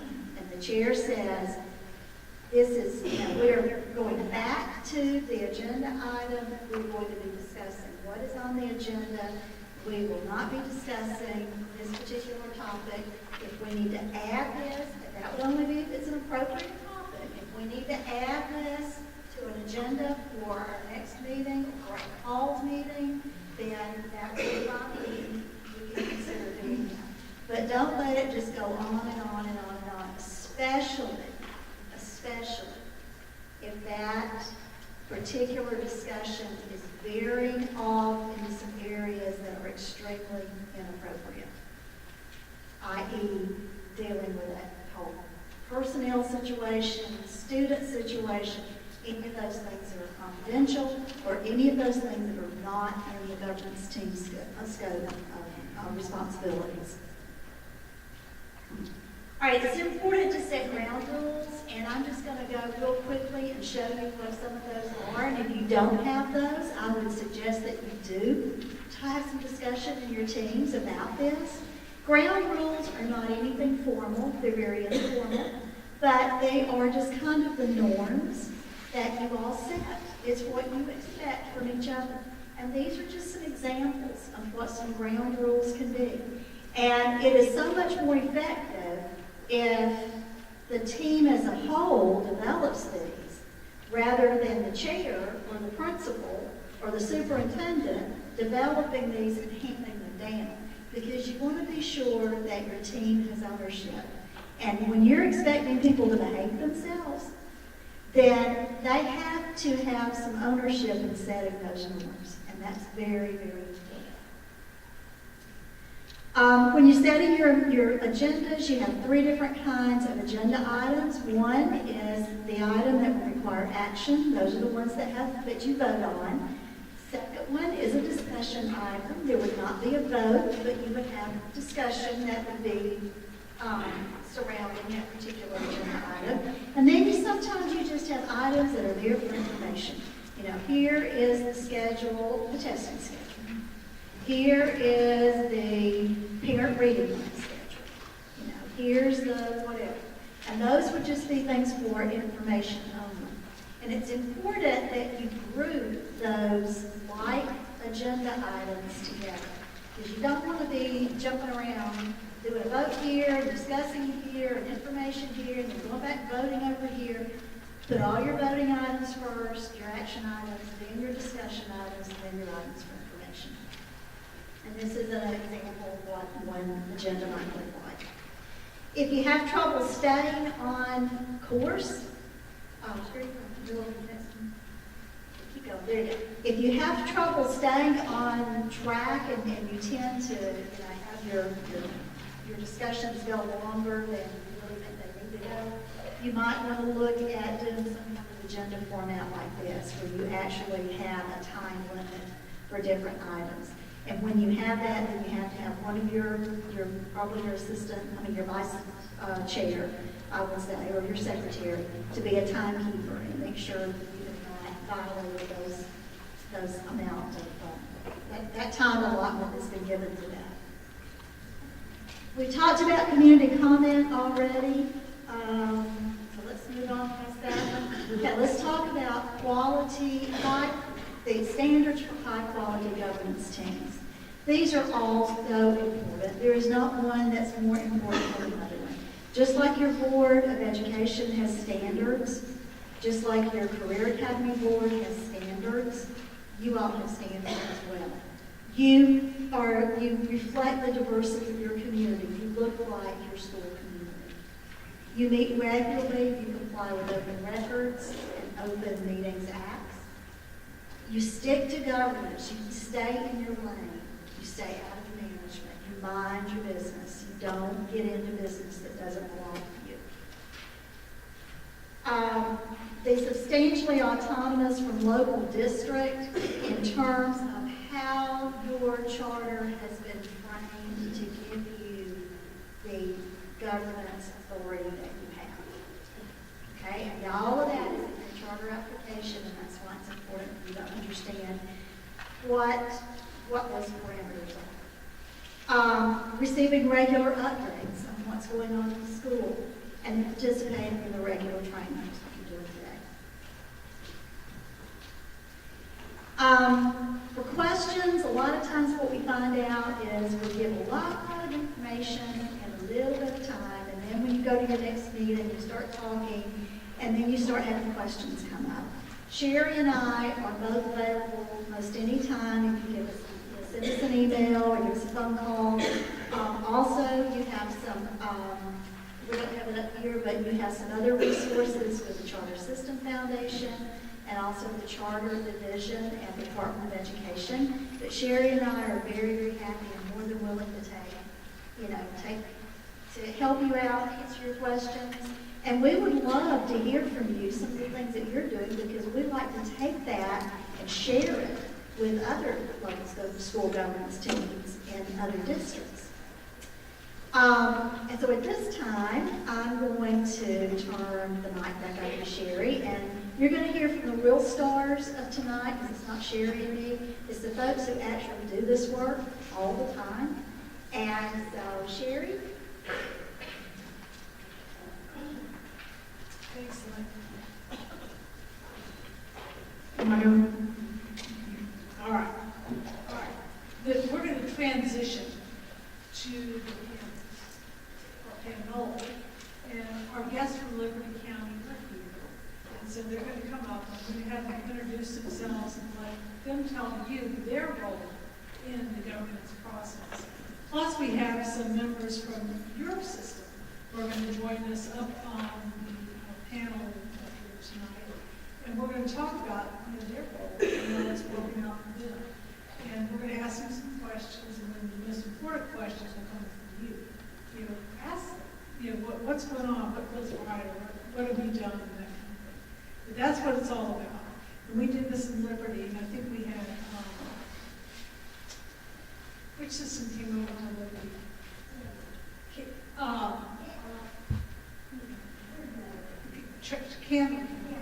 Candler County came with their high school. And that was a lesson for everybody in the room just to hear. Because you only know what you know. But when you can start hearing from other folks across the state, you really learn. And your folks here go to Albany, those people are just one another. Coffee County was like another country. But it was really to get to hear from another system. And for you, as so many schools, it's good to hear from other schools. And so there are some listening folks right now that will be number 2. Here we go. Let's see, Coffee County, we have Mr. Alan Chanson, Mr. Jeff Hennessy, Mr. David Knight, Mr. Danny Ross, Mr. Eric Winters, and Mr. Bill Wood. We'll get some more chairs, don't worry about that. And then Susan is here from Liberty. Susan Evans. And then we have Mr. Scott Carrier, had them introduce themselves.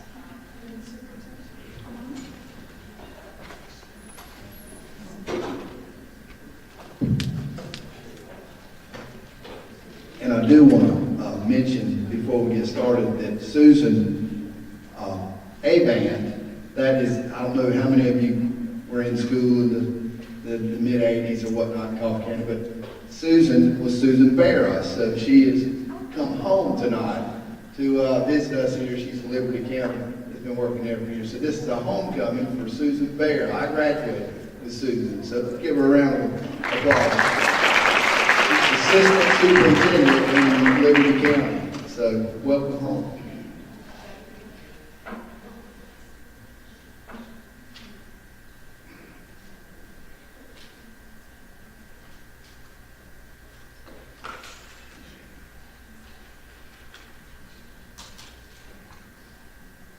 Susan and I work really close through the Liberty County application.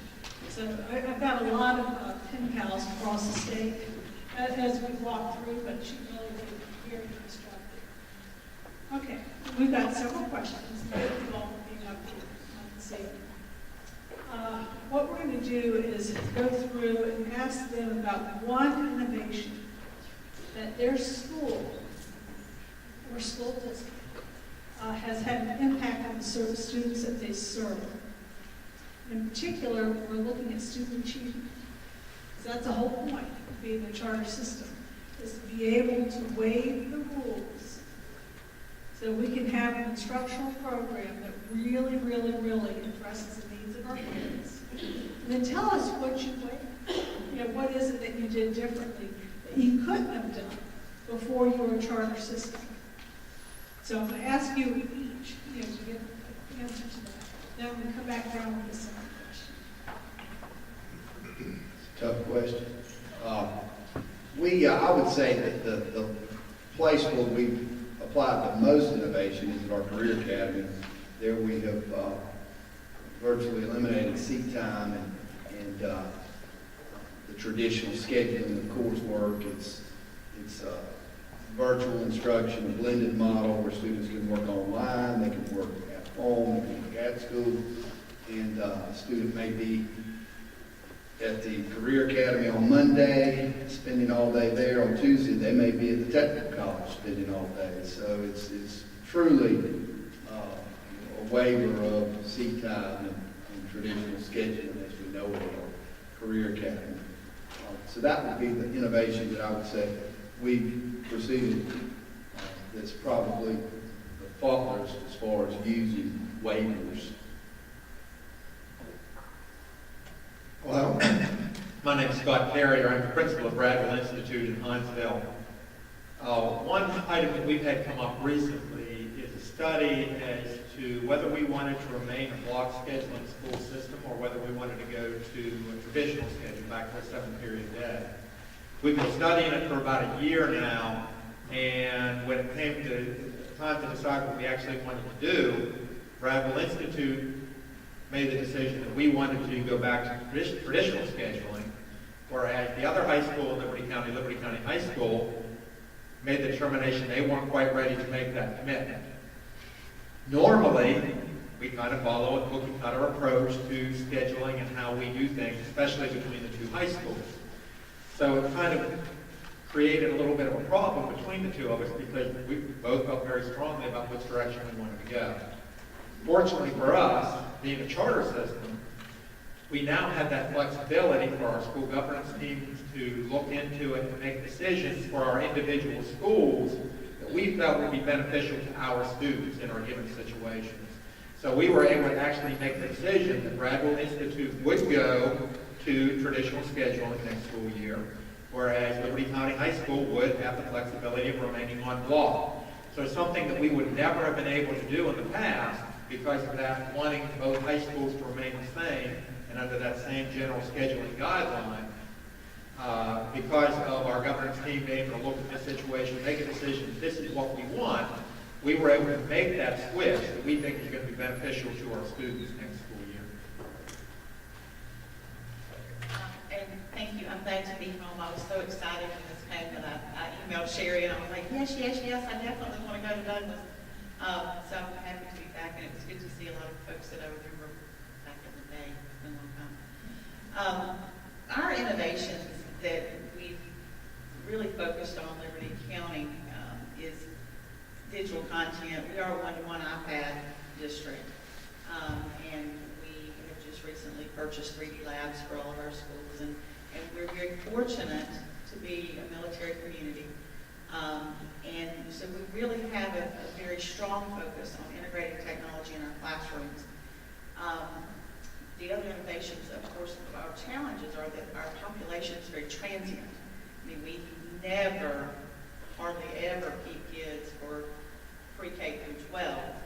There's only a small percentage of our population is going to be there the entire time. And most of them, to be quite honest with you, are educator children, because we do have some folks that are local. But we're a very technology-rich county, so we're very fortunate to do that. But we do face the struggle that students coming in from all over the world, we have a lot of catching up to do a lot of times. One of our innovations is a program we call Wrestling, and it's our retired educators that are supporting student learning and achievement. And we bring our retired teachers back to work with our students one-on-one, especially those who are entering more than 2 years below grade level. They come back and they work with them one-on-one a couple of times each week for about 6 weeks. We reassess if they need additional support, then we provide additional support also. That's been one of the ones that's had the highest impact on student achievement is Wrestler and then our digital content. We are very committed to increasing our performing arts opportunities, but as far as actually looking at achievement and what I can tell you has made a huge impact is the digital content and Wrestler. Waivers, I mean, we've used seat time, we've used class size, we recently used some EIP waivers, And, you know, when Sherry says sometimes you're not ready to hear things until you're ready to hear it, though we have talked about all kinds of things, it was in a session just like this, listening to Sherry, that the light bulb went off with EIP. And so I called her later and I said, this is what we're running into. I just want to make sure that I heard you correctly. I think in the beginning I went in with the mindset of, okay, tell me all the things we can waive and then I'll figure out what I'm going to do. And I realized through the process that it's, where's our problems? Now let's start figuring out how we're going to fix them. Y'all should have made Morris go last since he got first. He should know a lot more things, but I was going to say that the charter school as well. I was fortunate enough to get to hear some of the students from that school come and speak to the Rotary Club here in Douglas. And I look at those kids as myself. Miss Royal's the only one in here, God bless her soul, that can say that she was stuck with me in a classroom. I was not a pleasant student because a traditional classroom was not what I needed. It took me going into the Army and realized that, I could fit into that situation. And if I wouldn't have gone there, I think I would have probably been lost. And I think it's so narrow-minded, and we did that for so long, and it's not teachers. I mean, you can't blame a teacher because a kid's not learning if the kid's not going to learn. I mean, you can't blame anybody else. If the child's not going to learn, you can't make them do it. And that's, I didn't care anything about school. I was there strictly for the enjoyment and cutting up and doing things like that. It took me a long time to get over that, go into the military and grow up and go on. Listen to those kids. Again, it reminded me of myself was the fact that, they want to go on their own. If they want to do 2 years of school in a year, they can do 2 years of school in a year. If they want to do 4 days of school in 2 days and not do something for 3 days, they can do that. And, I just think we were holding back so many folks for so long. But with this system, we've got so many kids, and I've said this for a long time, and I think it's true. In a small town like, we're not in Atlanta, or even a Macon, or even a Valdosta. Douglas is a great town. I grew up here. I love it with all my heart. Unfortunately, our kids that fell out of school, very few of those leave. About 95% of them are here forever. And on the opposite side, the kids that are going to get master's degrees and stuff like that, other than educators, those kids aren't coming back here. So this is a way, I think, to attract people here in our industry. We're starving for kids that can come out of high school and go to work, but not everybody's meant to go to college. And I think this Career Academy is opening up doors for those folks that's never been opened before. I happen to agree with what Jeff said, but the only thing I would say is that I was pleasant to be in the room with Miss Royal. So I was very honored. I'm saying she wasn't very honored to have me stuck in a room. Because none of everybody understood. That's correct. That's correct. And Miss Royal's son happened to be one of my very close friends in high school, and other things for that matter. I concur as far as the Career Academy. I'll hit on several things real quick, but it's strange that you guys brought that up, because in my office 2 days ago, I had some people, community leaders in my office that basically were applauding that very situation. And the fact that we have had so many kids that we've lost for various reasons, like Jeff was saying, in the past. But now they do have a career path that they can follow. So I am very proud of that. Our biggest achievement, I would say, and I'm kind of student achievement is obviously you guys, the teachers and administrators, are where that's at, bottom line. And Jeff happened to be on the board with us at Indian Creek when we had the opportunity to be one of the first schools to do this. Thank you for Dr. Lee's helping us to help basically not necessarily nominate, but recommend a principal for our school. We have two lovely ladies right over here that we are so proud of that we were able to help bring to Indian Creek, and they have made such a difference in our school. Great people. And that was one of the first things that we were able to do. We had a committee that was, and this is what I talked about in Albany. We talked about it quite a bit. And it brought all of us together. We had a committee of obviously us and some other school people. And It gave us some input into who was going to be teaching, and that time both of our kids. Now I've got, just as Jeff has, I've got one out here in middle school, and I have one still at Indian Creek. And it was a big deal to all of us. And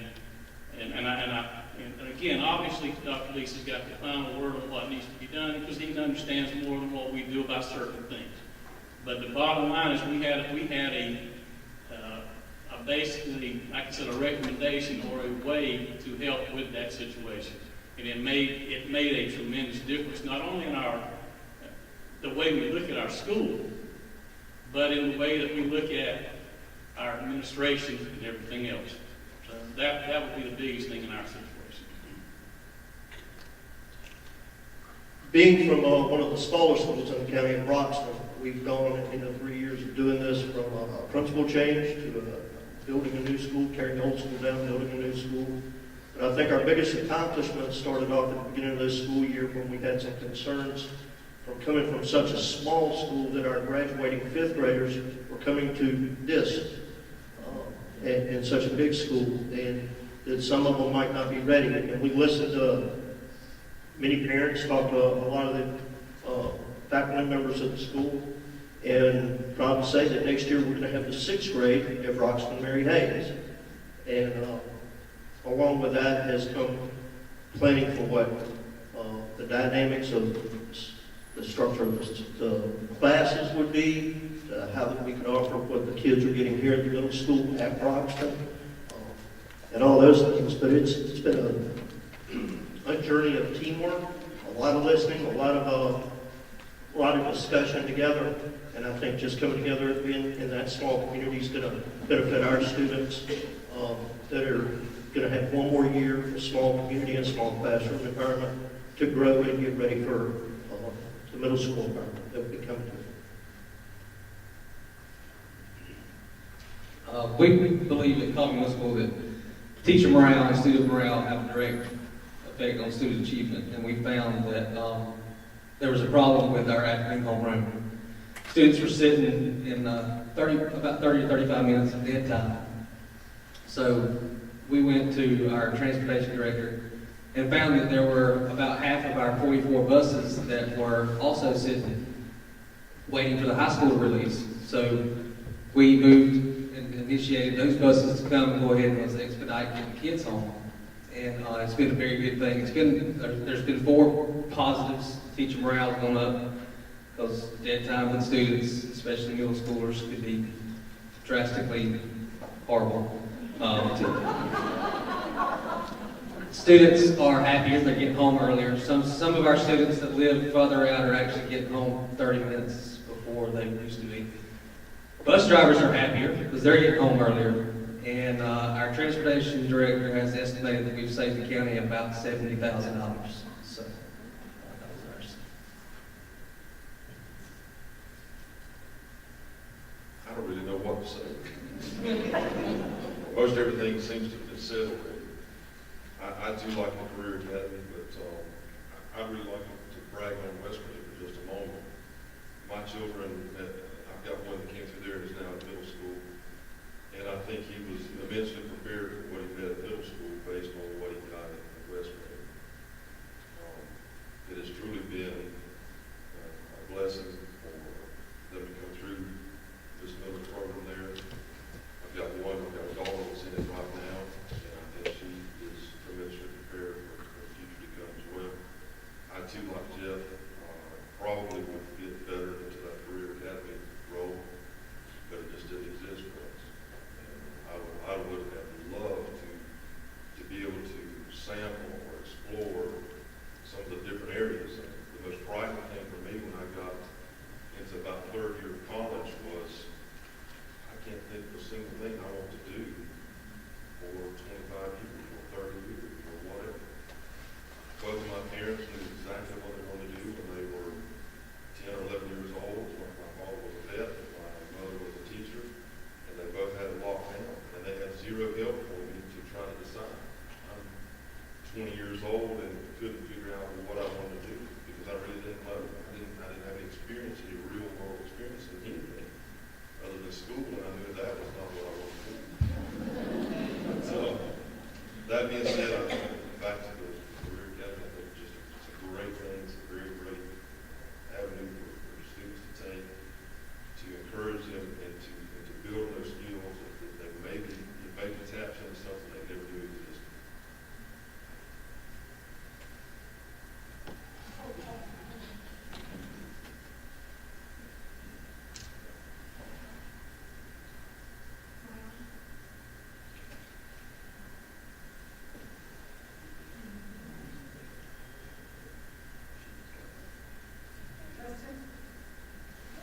Still no. Oh, yo. All right. I'm gonna let you go first. I'm gonna reverse. But I hope you heard what they said.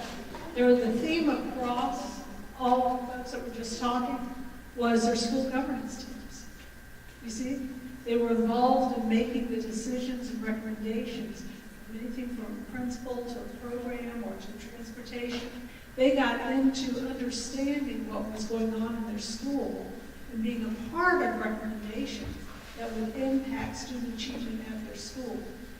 That's one theme I picked up on. And the second one was the College and Career Academy, big time. Yeah, there are a lot of kids that don't fit into the traditional school everywhere, not just in Coffee County, but everywhere that we have schools, there's kids who don't fit. And you need to be proud that you are taking advantage of the flexibility that's available to provide those experiences for kids. So good for you. You're getting a lot of kudos sitting over there. Okay, now let's go back around, and we'll start with you, so they won't take the answers. Talk about what you see for all of you except for you. As a member of your governance team, the greatest challenge and the greatest reward of being on your governance team. And for you, your greatest challenge and reward as superintendent and central office support for your schools. I would say probably the greatest challenge is trying to connect with so many parents that, quite honestly, they seem to not be very involved and seem to be okay with it. So that is a constant challenge to get them to show up and even give some input into likes or dislikes or where things can be improved or they're okay like they are. They're just kind of hung in their daily hustle and bustle of their routines and aren't slowing down long enough to give some input. But the rewards are seeing these kids and the impact that they have when they're doing different rewards days or different things that they have earned, levels that they've achieved, and the reward going to the rewards days and different things. Seeing those kids stand up there with a certificate and they're beaming is wonderful. But on the downside, it's sad when I see a child looking, scanning that room for a parent who's not living there. And I know everybody can't be there, but it's disheartening to see them looking for someone who's not there. But it is very rewarding to see the kids that get that satisfaction from having a parent recognize that they're recognized from other peers and the teachers. I drop my child off in the mornings, nothing against the buses, but that's something that's just a role I want to do. My wife and I take turns dropping the kids home. And I can't tell you what an impact it is, because I remember teachers and principals that called me by name when I was coming into school, and it just starts your day off better. I'm known here. They know my name. I'm somebody to these people, and they love me. And to see my children being the benefactors of that is very rewarding. And the genuine, they love them, they have names, how you doing today, I'm feeling better, whatever it is.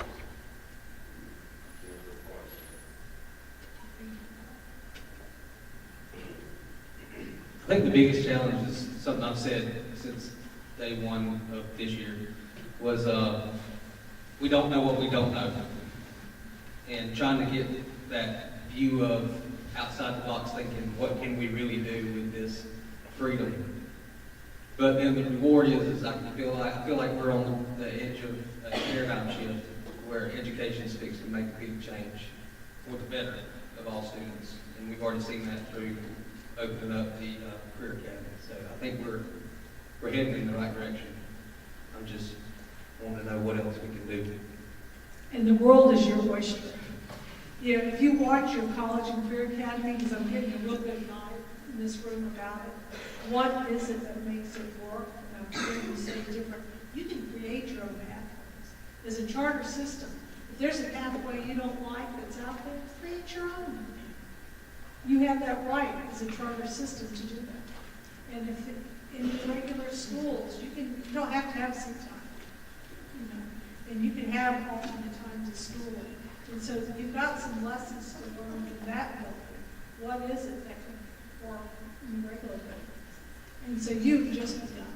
You find those things that like and work, and then how can you bring that to be? And it's not going to happen overnight, because there's a bunch of stuff you got to work through. But good for you for picking up. One of the biggest challenges that I think we've faced is trying to focus on what to do now. We've got so many avenues that we can go through. It's kind of limitless. And I think we realize that because we've had a board member, Adam Lott, that has attended every meeting we've had and has pushed us and encouraged us to take action. Thank you, Adam. You've been a great help and a great inspiration to all of us. The rewards, seeing the faculty members, the kids, pride and accomplishment that they've done, and just the future of our school, and knowing that we can continue to achieve different things just for the betterment of the kids. Those are the rewards. That's really great. And the fact that you have your board members here at the same time, we're all hearing the same thing. Yeah, that level of support is really impressive.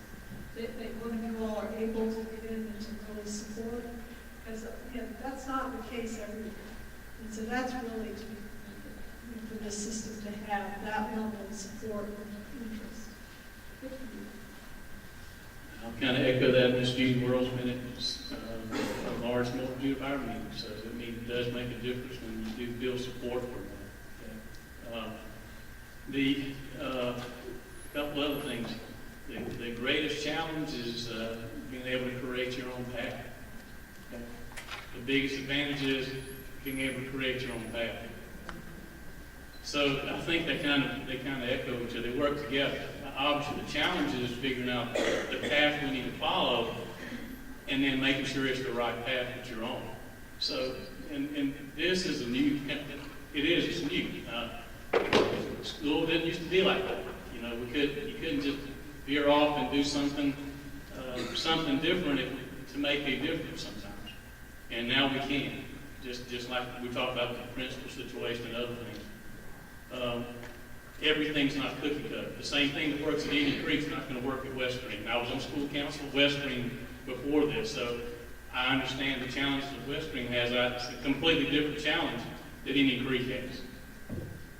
Now we have the ability to correct that situation and do what we need to do for Indian Creek while they have an opportunity to do what they need to do with West Green. It hasn't always been that way. So I think that is, me just looking over everything as a whole, that is it. The challenge is certainly, just as I said, new path and the advantage of the new path. It's making it what it needs to be for each and every one of us. And high school is certainly different than my situation at Indian Creek. Like I said, in middle school. Now I'm seeing that because I have a child in middle school now. Totally different animal. Totally different animal. And everything. My kid's different. That's a whole other story. 12-year-old, anyway. But anyway, I guess that's kind of what I'm trying to explain to everyone is that there's some real advantages to this now that we have flexibility to do things that we could not do in the past. Bottom line. So I guess that's what I have to say. I guess my biggest problem with, and it's sort of like David's sort of not. I grew up in a family, I grew up in a kind of an odd situation, and most people have a teacher in their family, or cousin, aunt, something. And not truly in my family, there's no teachers. So I just assumed that every parent, back then you don't do it anymore, beat your kids if they weren't doing what was right in schools, and your parents were completely upset if you weren't doing what you were supposed to be doing and pushing you to do better. And when I got on the school council, that was really my first time being involved in that.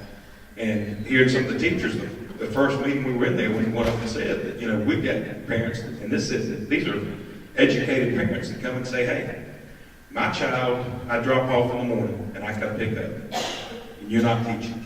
I go to my job and I stay from 8 to 5. I don't go home. My boss doesn't go home and take what I don't do to his family and make them do my work. You're not doing your work. And when they said that, I was like, I left the meeting and I was like, there's no way. And I started asking other teachers, I'm like, yeah, that's the way it is. And it's just, it's a mindset that you've got to work through that, that's the problem. And I think it's just something that's happened over and over, is the fact that the parents aren't taking responsibility for their children. Schools aren't responsible for their education. Parents are, in my opinion. I mean, if you're not overseeing what needs, the school may not be right for your child. I mean, you may need to go and talk to the school and tell them what they're doing wrong.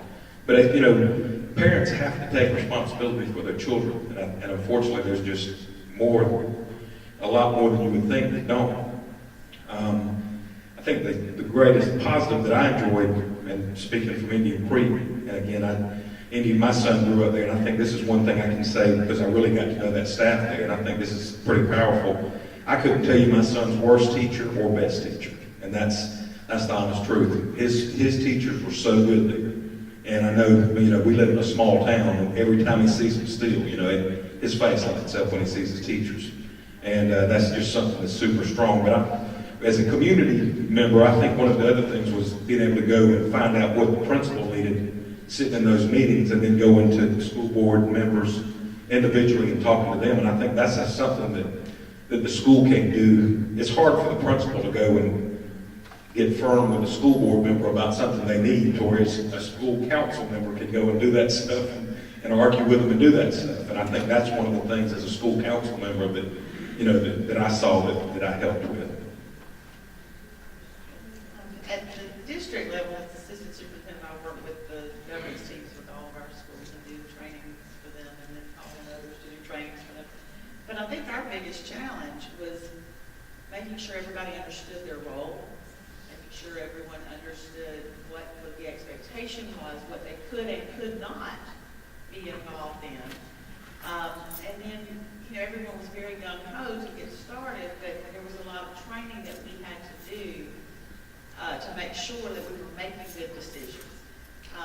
So that's been a real challenge for us, making sure they understand that, it's not just field trips and fundraisers. There's so much more to it. But it's been a great journey. As far as the successes, I think our biggest success, like Mr. Carrier said earlier, we have always had the cookie cutter. All of the elementary schools were supposed to be the same, with the same programs, with the same initiatives, with the same remediation, the same interventions. To high schools, have to have the same opportunities. But the children at those schools and the fact that those schools are very different. The governance teams have really allowed those schools to really explore and talk about and decide things that are best for their student population. We have some schools that are in our wealthier neighborhoods, and we are all Title I, but the poverty rate is not quite as high. Where we have other schools where there's a poverty rate at almost 90%. And so the needs of those schools are very different. So I think our biggest success is being able to step out of that box, stop with the cookie cutter and go, okay, Brattle Institute, what do you need? Or Liberty County High, you think about what you need, and having the community and the parents and the teachers and we've got classified, certified, we've got parents, we've got community, being able to look at it and go, okay, for our group of students, we don't have to be that cookie cutter piece anymore, and not everybody has to match. Just like we differentiate in the classroom, our schools have to be able to differentiate from one school to the next So to me, that's been our biggest success is, it's awesome when they start talking about the things that the ideas that they have for fixing a problem or addressing an issue. And we really now get to step out of the box in so many ways with the waivers, with just the thought process, that I think that's been the biggest success that we've seen. Getting that input, not making all the decisions from the top down, but having the decisions made in the schools where I think they can make the best decisions for their students. As Susan talked about, I think one of our biggest challenges, until we work with the same things, same problems, is making sure that they do know their roles. A teacher who's on there because they want to influence how and when they have duties. That's not a purpose of the school governance team, making sure they understand that. A community member whose primary focus is on when is the football team going to be playing on Thursday night or Friday night. That's not their primary focus. Making sure they have that clear understanding. And I can tell you one of the things that really helped us on that was meetings like you're at today. We had a meeting very similar to this in the summer before our school governance teams began. And we got a lot of the information that you got tonight. And I don't remember if you remember saying when you were there the other day. We had this meeting again, and the governance team member was saying, "Wow, I wish we had this information before. This is great. This is wonderful." Well, I didn't say it, but you did have this before. This is the second time you heard it. But they made the comment they weren't ready to hear it yet. Now that they're in the process and now that they're doing it, they have a much better understanding of the information that they're gathering right now. So this is definitely an advantageous situation, being able to come to meetings like this with the governance team so that they can get the information they need to make it work the way that we want it to work. And that leads to the success. Coming to these things has made our governance team not any longer one where they are working or looking at their own agenda. This is what I wanted to accomplish when I came to the school governance team. Now, we are a team that is working together for the betterment of our school. What can we do? What do we want to look at? What decisions do we want to make that is going to help our school as a whole? Again, looking at our individual population, our individual students, and picking those ideas that are really going to help them. Thank you. There's so many things we've had going on. At least one of our elementary schools I know of where they've used paraprofessionals to deliver music and art to their students during the activity time. And the students are going to these various classrooms, and instead of doing what they typically may have done, which was take them outside and play on the playground, they're doing music or art with a paraprofessional. Whereas before we were a charter system, you might have had to say, can we do that? Can we use a paraprofessional to deliver art instruction to students in a classroom? Well, we're a charter system. We can do that.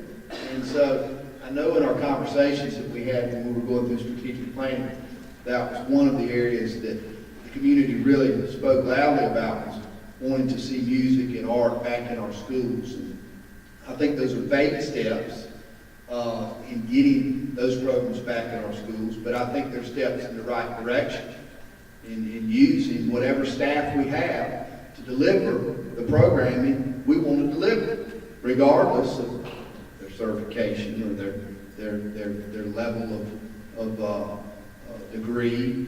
If we want to deliver that programming in one of the elementary schools, then if you find a way to deliver it. And I think that's what we can point to in one or two or maybe more of our elementary schools where we've done that. As far as EIP, you mentioned EIP, we've done some of the same type of activities on flexible scheduling with EIP and EIP students, and being able to schedule them into different classrooms. And before we were chartered, we were so tied on the number of students that we get in this room. Can we do that? If we do that, will we? Well, we don't have to think like that anymore. We have the flexibility to be able to serve our EIP students in flexible groups and not have to be so concerned about, are we one over there? And that's a nice feeling, and does give you the ability to do some things without having to double check every time we have to make a decision or send in a waiver to the state to try to decide if we can or can't do it. So with scheduling, I think we've made some progress with that, and the delivery of some of our programming that we have for reading. But I'll tell you, I really believe that's the big barrier that we've got to find a way to overcome, the barriers to children learning to read. If they're not reading at grade level by the time they're leaving elementary school, and I don't think it matters. We can't just say it's got to be third grade or it's got to be fourth grade or it's got to be. If they're leaving elementary school that grade up by fifth grade, I think that's wonderful. But we've got more kids that we've got to get there. And I hope that this charter system flexibility will allow us to be able to harness. If you look at all the energy in the room here tonight, there's a lot of brain power in here. And I think if we can harness this type of brain power in each school collectively, and come up with some ways to help kids, that's what it's all about. And we're seeing results. The number of students doing the dual enrollment programs is up. We've got over 700 dual enrollment classes this year that have been taken in our system. Our graduation rate is up over 80%. It's, I think 5 years ago it was around 67%. So we're over 80% now as a system. So those things are good, and we're seeing progress made. But I think our challenge is to take it higher than that, and higher than it's ever been before, and do more for our students. So. This is important. You need to be proud. This is a lot. You know, this is, you're putting out. It's happening. And it takes time, but it's happening. It's happening right here in Coffee County. Okay, if we could go back and reverse is your parting comment. Like what is your next step and your piece of advice that you give? And just a parting comment to the group as we start winding down. I would just like to thank once again everybody for being here. I know it's a Tuesday night, there's a lot going on, but what better than to bring everybody here together to talk about how we can make our schools better. And I would just encourage you to communicate, continue to work together, collaborate. I know there's times we're probably scratching our heads thinking, golly, are we really doing anything? But if you take everything we're doing collectively and put the pieces together, we're doing some great stuff. I was thinking about a while ago, the facility decisions. And those things sound fairly mundane. But hey, we've got parents and groups within the schools who are making decisions about building schools. And that's a piece we really didn't get into. But that's a big deal. 10 years ago, they were just cookie cutter plans that came out, and now we've got school governing councils that are making decisions on how we construct facilities in our system. So those are exciting things, and we could go on and on about some of those things, and they seem fairly mundane in isolation, but when you put them all together, it's dynamic. And I would just encourage everybody to keep working together and doing what's best for our children. I guess it's just that reminder of all that can be accomplished within the school governance teams. The buy-in that we get from our faculty by coming together, no longer a principal or a group of administrators making a decision. Now it's administrators, it's parents, it's community, it's teachers, all working together to find those solutions that are the best for the school. So take advantage of that time that you're working in the school governance teams and really look into what they can accomplish and the different things that they can discuss. Again, Susan mentioned it earlier, this is not a group that is designed to approve field trips and fundraisers. Is that a function of our school governance teams? Yes, it is. But it goes much beyond that. Using, again, that collective brain power that those people have, because they're going out and they're talking to people, they're bringing that information back in. All of that going together is giving us that buy-in that we want to really accomplish those goals that we're out there to do for all the students in our school system.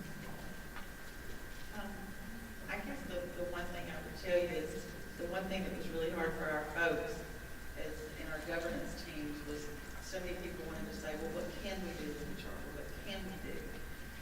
just wanted to look at them and say, what can't we do? Whatever your problem is, or whatever it is that you're facing, there is a way to address it.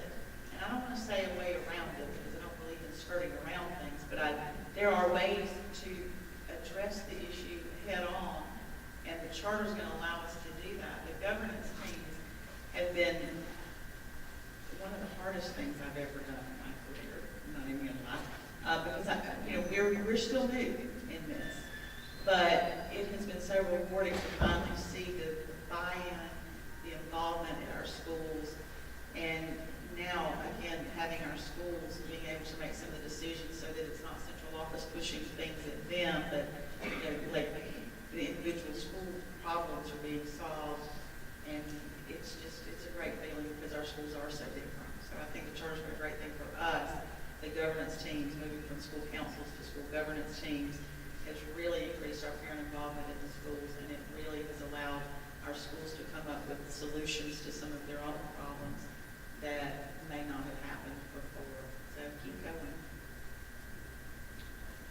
I think that, everybody in this room obviously understands the importance of education, and I think as a group, we've all got to remember that there's a lot of ways that people get to the end of walking across the stage for a diploma, whether it's through sports, music, career academy, just because of the fact they want to learn and go on to college. But it really doesn't matter how they get there, but if they don't get that education, it's going to really stun them. And we just got to, remember our mission statement, destination graduation, that we can try to influence people. Everybody in here go out and try to help people realize this importance of church and your community involvements and different things like that at work and things like that.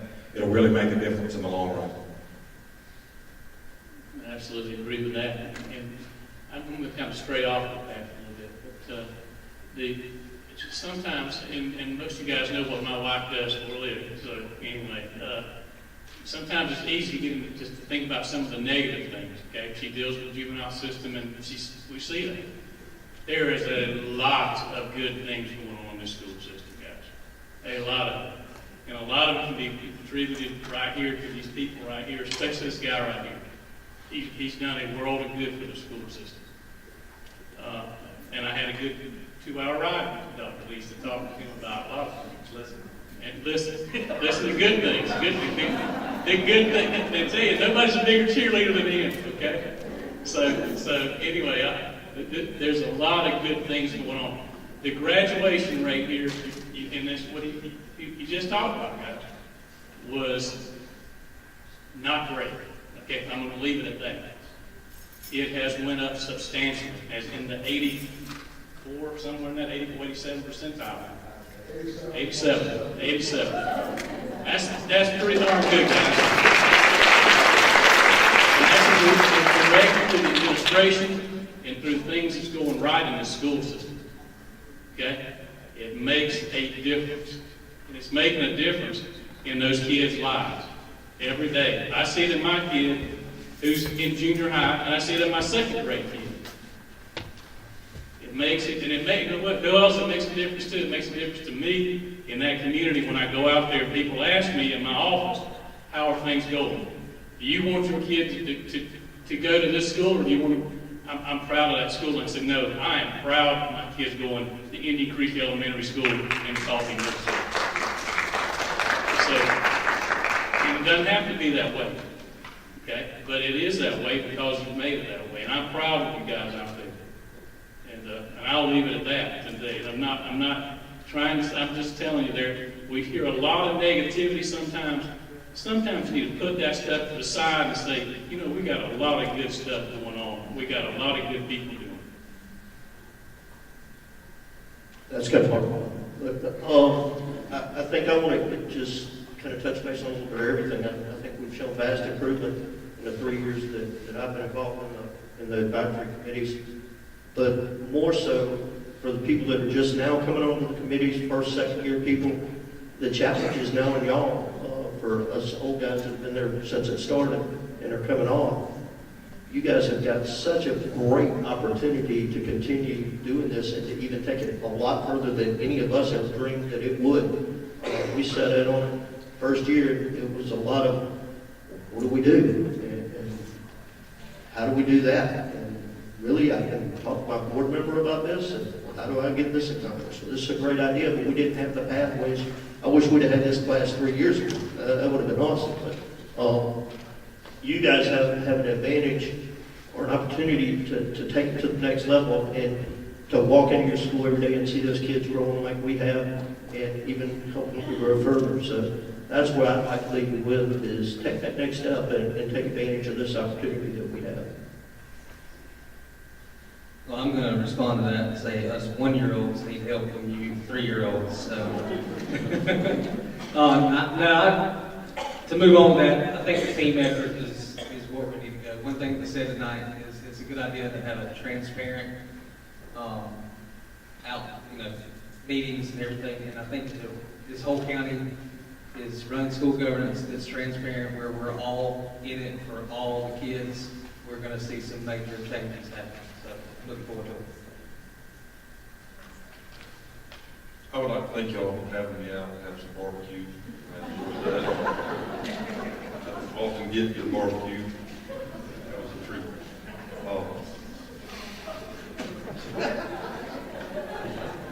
Shame on you. But when I do, I think we hear a lot of somebody ought to do something. Somebody ought to do something about that. Somebody, who is this somebody? I think this is a room full of somebody. And I'm glad to see that action is being taken and that steps are being made and progress is reflected. Are we there? No, but we're getting there. I think that's the key. Just keep moving towards something. Thank you. So, listen, thank you, this whole group. You all are fabulous. Fabulous. Yes, and we're going to take some questions at the end, but what's happening now are the evaluations that are coming out. And we really do treasure your feedback, good or bad. We make adjustments every time. And you all have just been a fabulous audience, and thank you, panel members, for coming up here and just dealing with us and sharing what you know. Let's see what this gentleman has to say. I would like to ask the panel, everybody sitting here, where do you see public education in the next 5 years going? You heard a lot of talk about the College and Career Academy. I think when we do more things like that, tailoring education to the individual needs of kids, and being honest that in the traditional setting, this does not work. And I think we will be getting to the point, and it's not going to be fast or easy, where it's more individualized and the kids' needs are going to be taken care of more directly.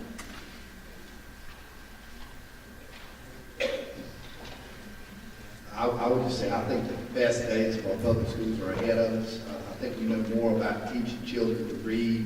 We know more about teaching math instruction to students than we've ever known before. We know more about effectively bringing our students to where we want to get them to than we've ever known before. And we've got teachers that have been trained better than teachers, and this is no slight on any previous generation of educators, but I think the work that's going on in schools is focused. Young people are focused, and I think our challenge is to make sure we have the schools we want in 5 years. But I think the future's bright. We're bright in public education. I just think we should be excited about all that innovation that can be brought about by charter governance teams.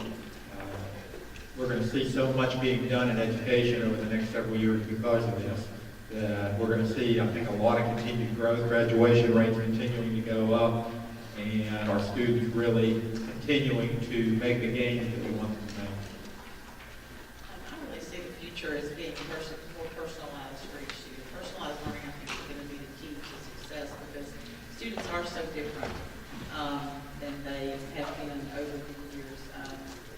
And so I think as we move more into personalized learning and really tapping into their strengths and weaknesses and interests at the next level, I think that the future is extremely bright. I think our kids know so much more now than we did at their age, and I think we're going to continue to see that. They have the world at their fingertips, and their children will have the world at their fingertips.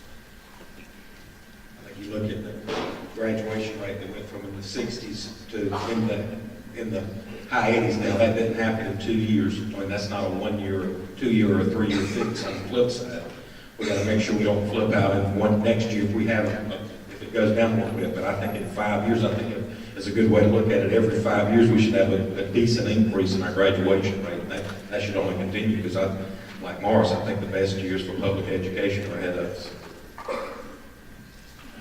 I concur, like I said already. I think I've said probably enough as far as all that, but I'm proud of everybody. I'm proud of the teachers. I'm proud of the administrators. You got a hard job, but you guys are willing to put forth the effort to do it. And anyway, I really appreciate everybody showing up tonight and doing what you do. I think I'll echo what you said. I think it's going to be a little bit more individualized, and I also think it'll be a little bit more community-based so that kids that have grown up in Douglas, Georgia aren't getting some of the same types of education that they might be getting in Seattle, Washington, that won't apply to their future as much as those people in Seattle. So I think you'll see a little bit more local say-so and individualized teaching in the future. I think we're going to get out of the box of stand and deliver and get outside to experience and create. That's where we will be.